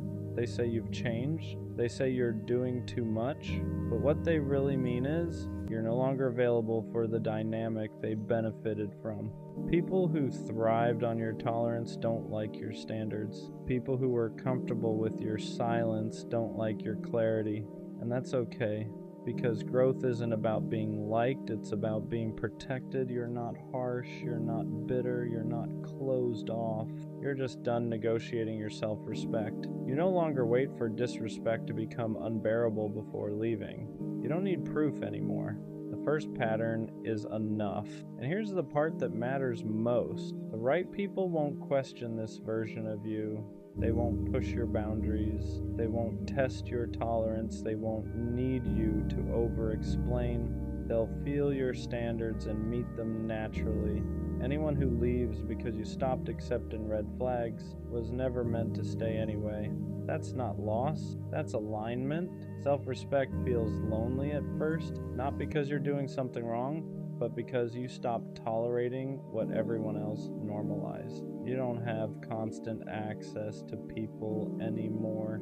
You don't have drama to distract you. You don't have half connections keeping you entertained. And that quiet can feel heavy, because for a long time, chaos made you feel needed, inconsistency made you feel chosen, fixing things made you feel valuable. Now none of that is there, and your brain tries to convince you that you're missing out, that maybe you were happier when you stayed, that maybe standards are overrated, that maybe being lonely is worse than being disrespected. But that's just the adjustment period. You're unlearning a pattern where love had to hurt to feel real. Self-respect strips away the noise and leaves you with truth. You start seeing how many connections were built on convenience instead of care. How many people stayed because you made it easy for them, not because they valued you. And yes, that realization stings, but it also gives you something you didn't have before. Peace, no guessing, no waiting, no emotional whiplash, just clarity. And from that clarity, your standards get quieter but stronger. You don't announce them, you don't defend them, you just live by them. And anyone who can't meet you there falls away naturally. Loneliness isn't punishment here. It's space to rebuild your sense of worth without someone else validating it, space to remember who you are when you're not chasing or fixing or proving. And soon, that loneliness turns into confidence. Not loud confidence, stable confidence. The kind that doesn't rush, the kind that doesn't beg, the kind that knows red flags aren't obstacles, they're directions. At some point, you realize something uncomfortable. You don't actually miss them. You miss the version of yourself that kept trying to be enough. You miss the effort you gave, the hope you held on to, the belief that if you just loved harder, things would finally change, because chasing gave you purpose. It made your pain feel meaningful. It made waiting feel justified. It made disappointment feel like part of the process. Now that you've stopped, there's nothing left to fix. And that's when the grief shows up. You grieve the time you spent trying to earn what should have been given freely. You grieve the energy you poured into people who never poured back. You grieve the patience you mistook for love, not because you were foolish, but because you cared. And it hurts to admit that caring didn't save anything. You start seeing clearly how often you ignored your own voice, how many times your body told you to leave while your heart begged you to stay. You stayed loyal to people who weren't loyal to your peace, and that realization is heavy, because now you can't go back, you can't unsee the patterns, you can't pretend disrespect was accidental. You can't convince yourself that red flags were just misunderstandings. You've outgrown the version of you that survived on hope alone. And while that growth is necessary, it still feels like loss. But here's the truth: you didn't lose something real. You let go of something that only existed because you kept tolerating it. And the more distance you get, the clearer it becomes. What you were missing wasn't love, it was self-respect. Ignoring red flags was never about love, it was about not wanting to choose yourself. Because choosing yourself meant walking away without guarantees, without reassurance, without someone else filling the silence, so you stayed. You told yourself love takes patience, that people need time, that your pain was just part of the process, but deep down, you knew the truth. You weren't staying because it felt right. You were staying because leaving felt terrifying. Terrifying to be alone, terrifying to admit you deserved better, terrifying to sit with the idea that you chose someone who couldn't choose you back, though you ignored the signs. Not because you didn't see them, but because seeing them meant action, and action meant accountability. But here's what finally clicks: red flags don't hurt you, ignoring them does. Every time you stayed, you taught yourself that your needs were optional. Every time you excused behavior, you taught yourself that love should be endured. Every time you waited for change, you delayed your own growth. And that cycle doesn't end when someone finally treats you right. It ends when you stop accepting what treats you wrong. Choosing yourself doesn't mean you stop wanting love. It means you stop betraying yourself just to keep it. It means you walk away sooner. You trust discomfort. You listen the first time something feels off. Not because you're cold, but because you're done confusing pain with connection. And once you reach this point, red flags don't feel complicated anymore. They feel clear. You don't argue with them. You don't negotiate with them. You don't try to turn them green. You leave because now you understand something you didn't before. Being alone is temporary, self-betrayal is cumulative, and you're no longer willing to pay that price. That's not bitterness, that's self-respect, and that's where the cycle finally ends. I don't care how corny it sounds. I'm not going to stop being a lover, not until I get the kind of love I've always imagined, the kind where there's no confusion, no wandering attention, no half-interest disguised as effort, just one person, and a world that feels smaller because of it. I want love where focus doesn't drift, where nobody else even registers, where loving them feels instinctive, not forced. The kind of love that doesn't try to be cinematic, it just is. Two people driving with no destination, standing in open fields, traveling for no reason other than wanting to be together. The kind of love you don't just feel in your chest, you feel it in your soul, hot, intense, alive. And I don't understand how people walk around pretending that kind of love doesn't matter. Like love is casual, like attachment is embarrassing, like caring deeply is something you should hide, because love is everything. It's sharing the world with someone, learning their habits, reading their moods, knowing them in ways no one else does. It's going from stranger to someone you can't imagine life without. And yeah, love comes with risk, heartbreak, loss, pain, but I'm here for all of it, because if that's the price of loving deeply, I'll pay it. I'll take the uncertainty, I'll take the scars, I'll take the ache that comes with caring. What makes it hard sometimes isn't loving deeply, it's loving deeply in a world that pretends not to care. People act like being attached is weak, like wanting someone fully is desperate. They call it being nonchalant. They call it cool. They call it protecting yourself. But to me, it just feels empty. I don't want love that's casual. I don't want half interest. I don't want to pretend I wouldn't be devastated if I lost someone I truly cared about. I want to feel it, all of it.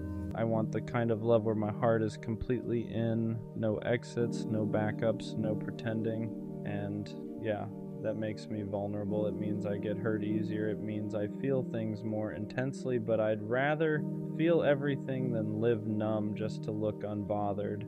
Because loving deeply isn't weakness, it's courage. It takes guts to say, I want you fully. I'm choosing you. I'm not scared to care.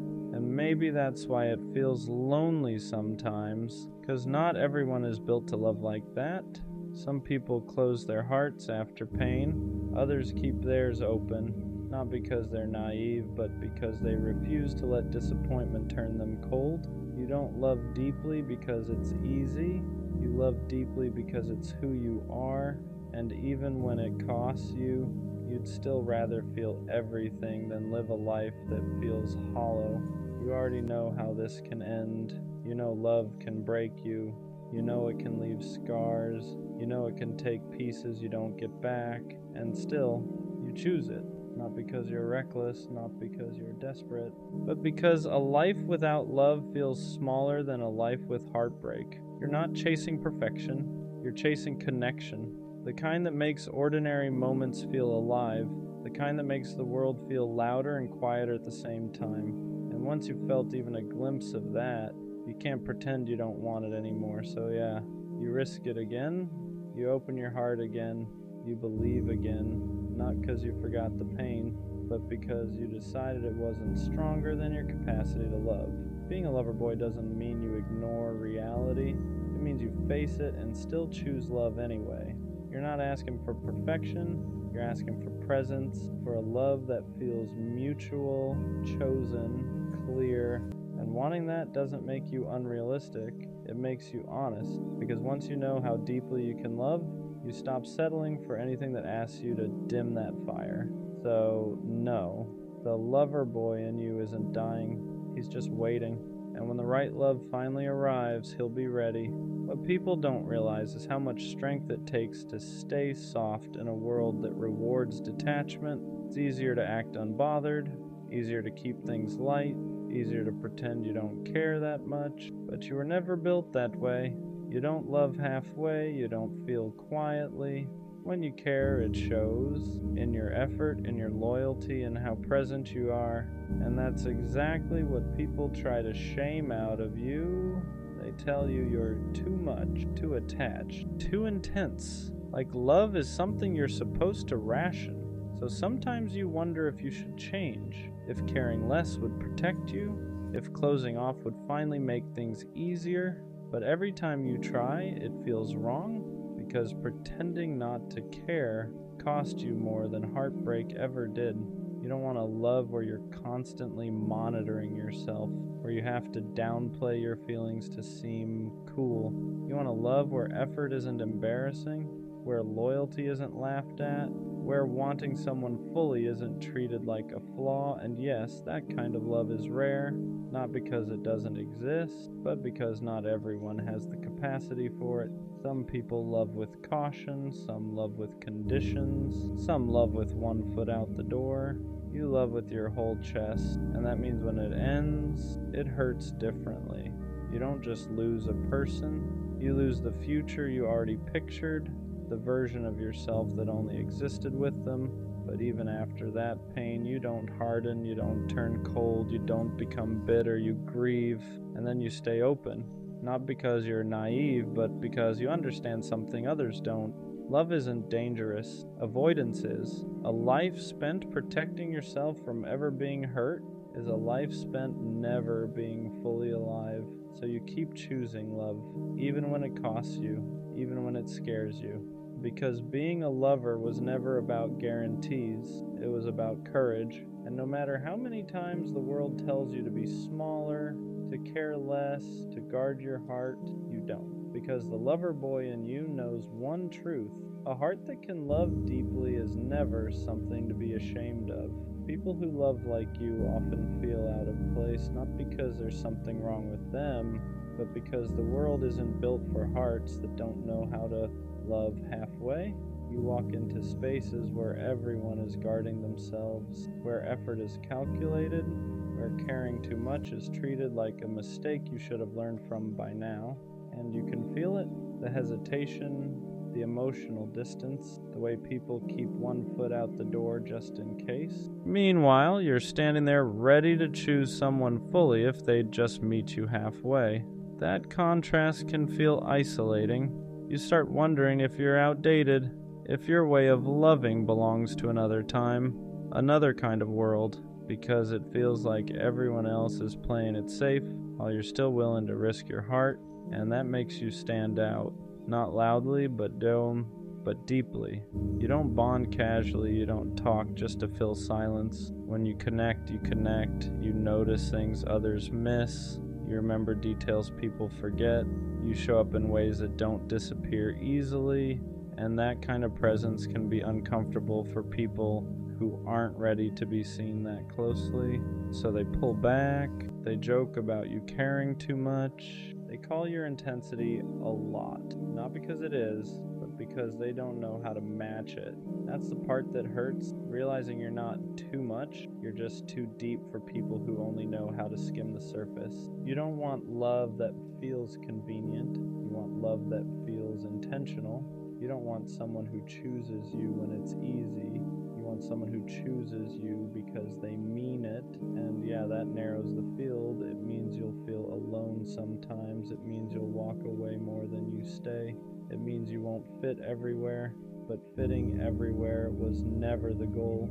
The longing was. The lover boy in you isn't broken because he doesn't blend in. He just hasn't found the place where his kind of love is spoken fluently.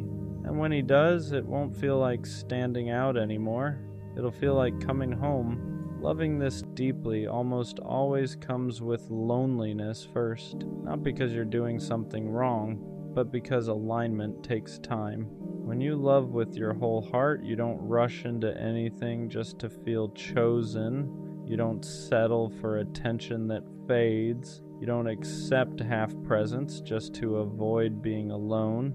And that means there are stretches where it feels like everyone else has someone and you don't. You watch people pair up quickly, jump from connection to connection, call it love because it fills the space, and sometimes you wonder if you're being too patient, too selective, too unwilling to compromise. But deep down, you know the truth. You're not afraid of being alone.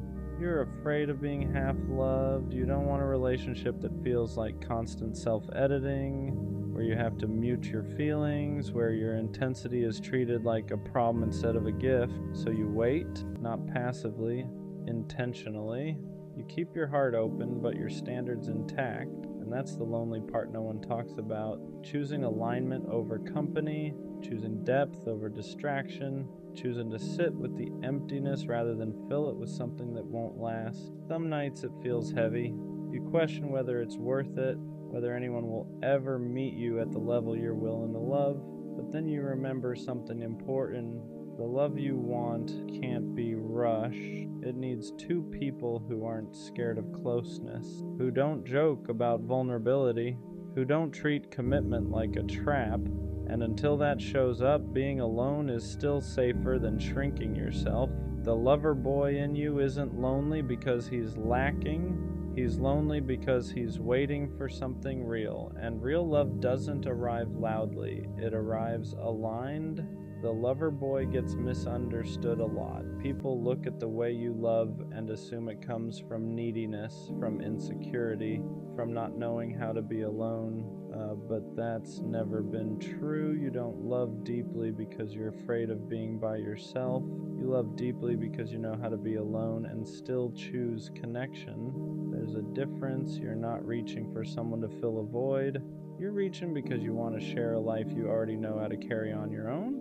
But in a world obsessed with detachment, depth gets mislabeled, caring becomes too much, consistency becomes clingy, wanting clarity becomes pressure.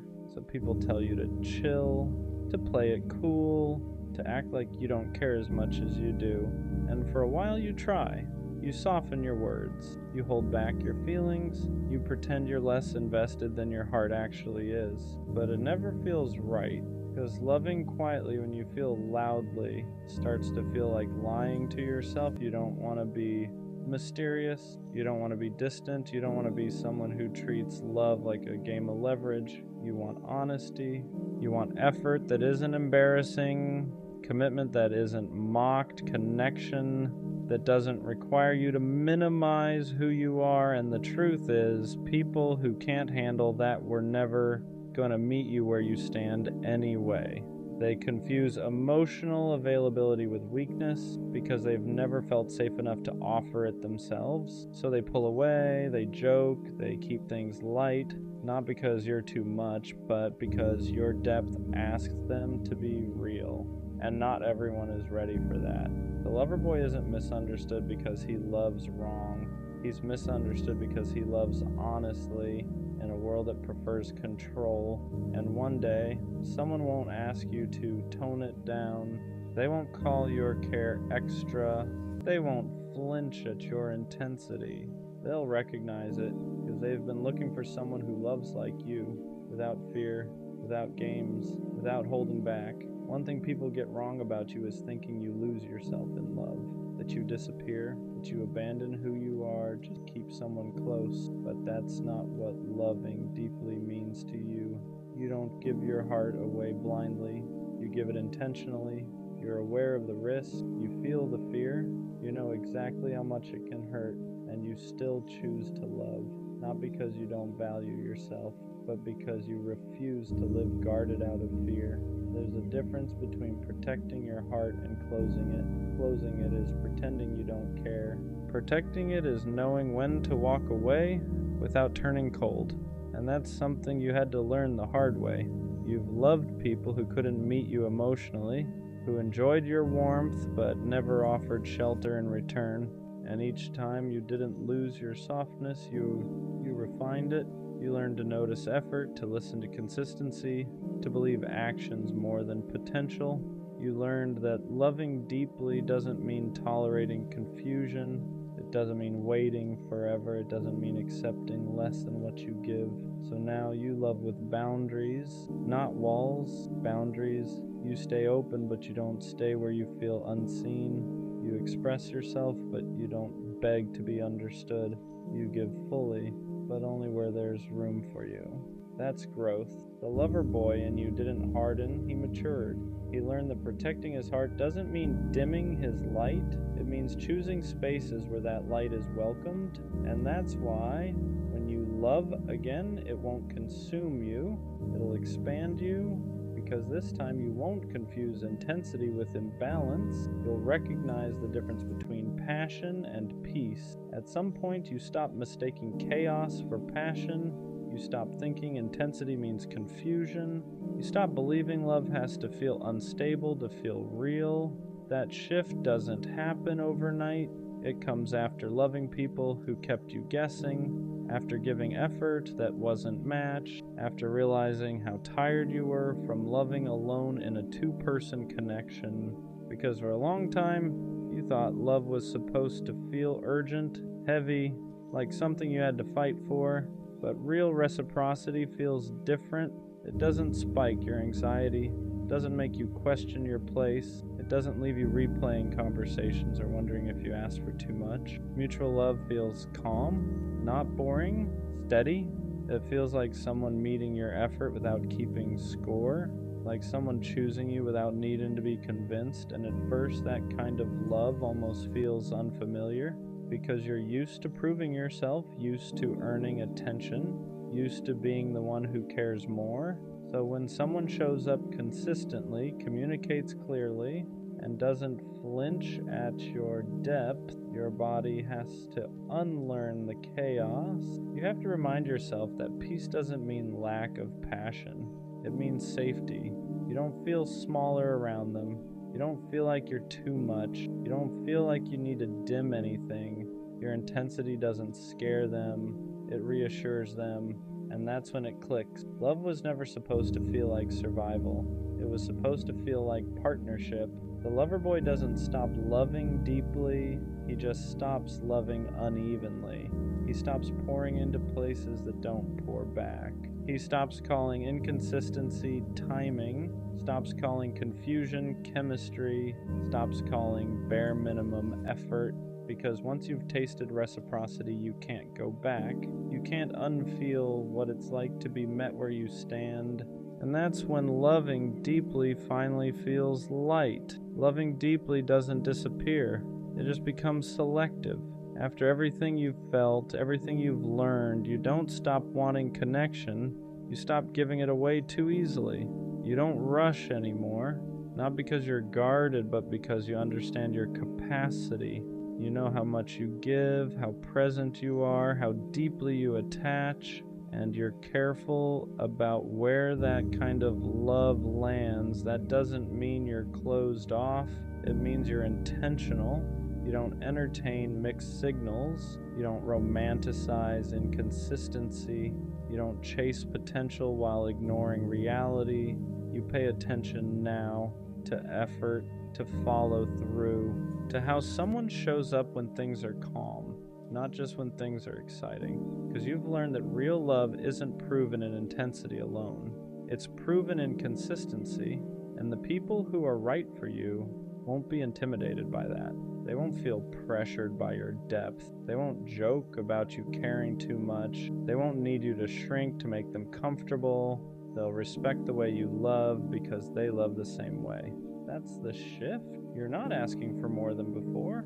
You're just no longer accepting less. You still want closeness, still want loyalty, still want that kind of connection where the world feels quieter because someone chose you fully. But now you're patient with people, not with uncertainty. You're open to love, not to confusion. And that's how the lover boy grows. Not into someone colder, but into someone clearer.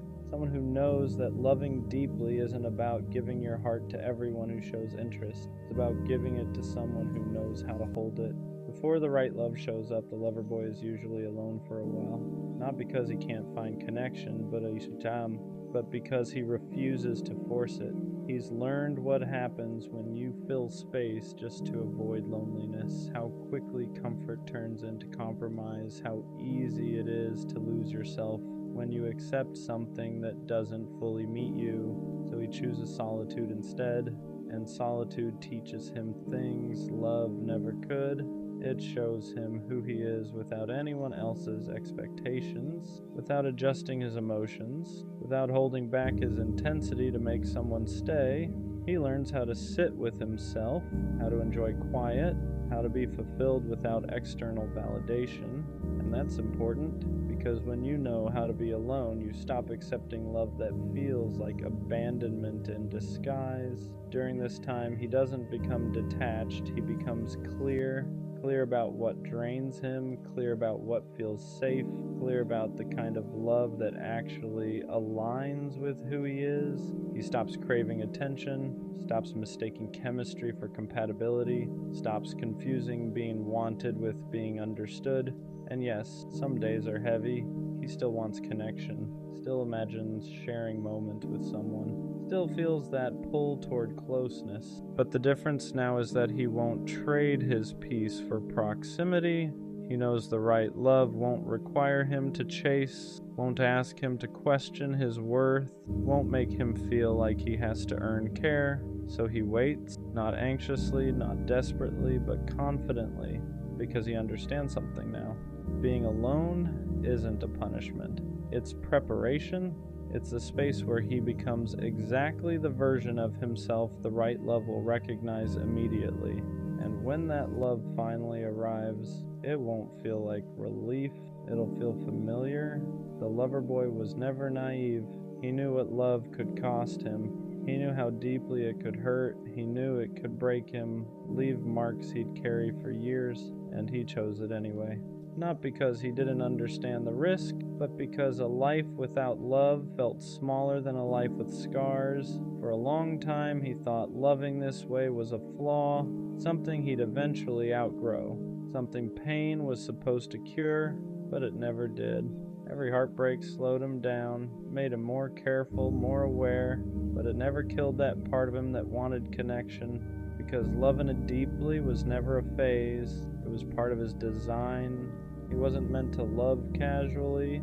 He wasn't built for half interest or emotional distance. He was built to choose one person and mean it. That's why it hurt more. That's why waiting felt heavier. That's why walking away took courage. But all of it shaped him. It taught him boundaries without bitterness, standards without arrogance, patience without self-abandonment. So now, when he looks back, he doesn't regret loving the way he did. He doesn't regret caring too much. He doesn't regret believing. He doesn't regret wanting something rare. 'cause one day someone will meet him in that same place. They won't flinch at his intensity, they won't joke about his softness, they won't treat his loyalty like it's replaceable, they'll recognize it. And when that happens, everything will feel different. No anxiety, no confusion, no wondering where he stands, just clarity, effort that feels mutual, love that feels chosen, connection that doesn't require him to dim anything. And suddenly, all the waiting makes sense. Not because it was easy, Dios, but because it protected him from settling for less than he was capable of giving. So no, the lover boy doesn't die, he doesn't disappear, he doesn't harden into someone unrecognizable. He just learns who deserves him, and when the right love finally arrives, he won't have to prove anything. He'll simply be met, and that's all he ever wanted.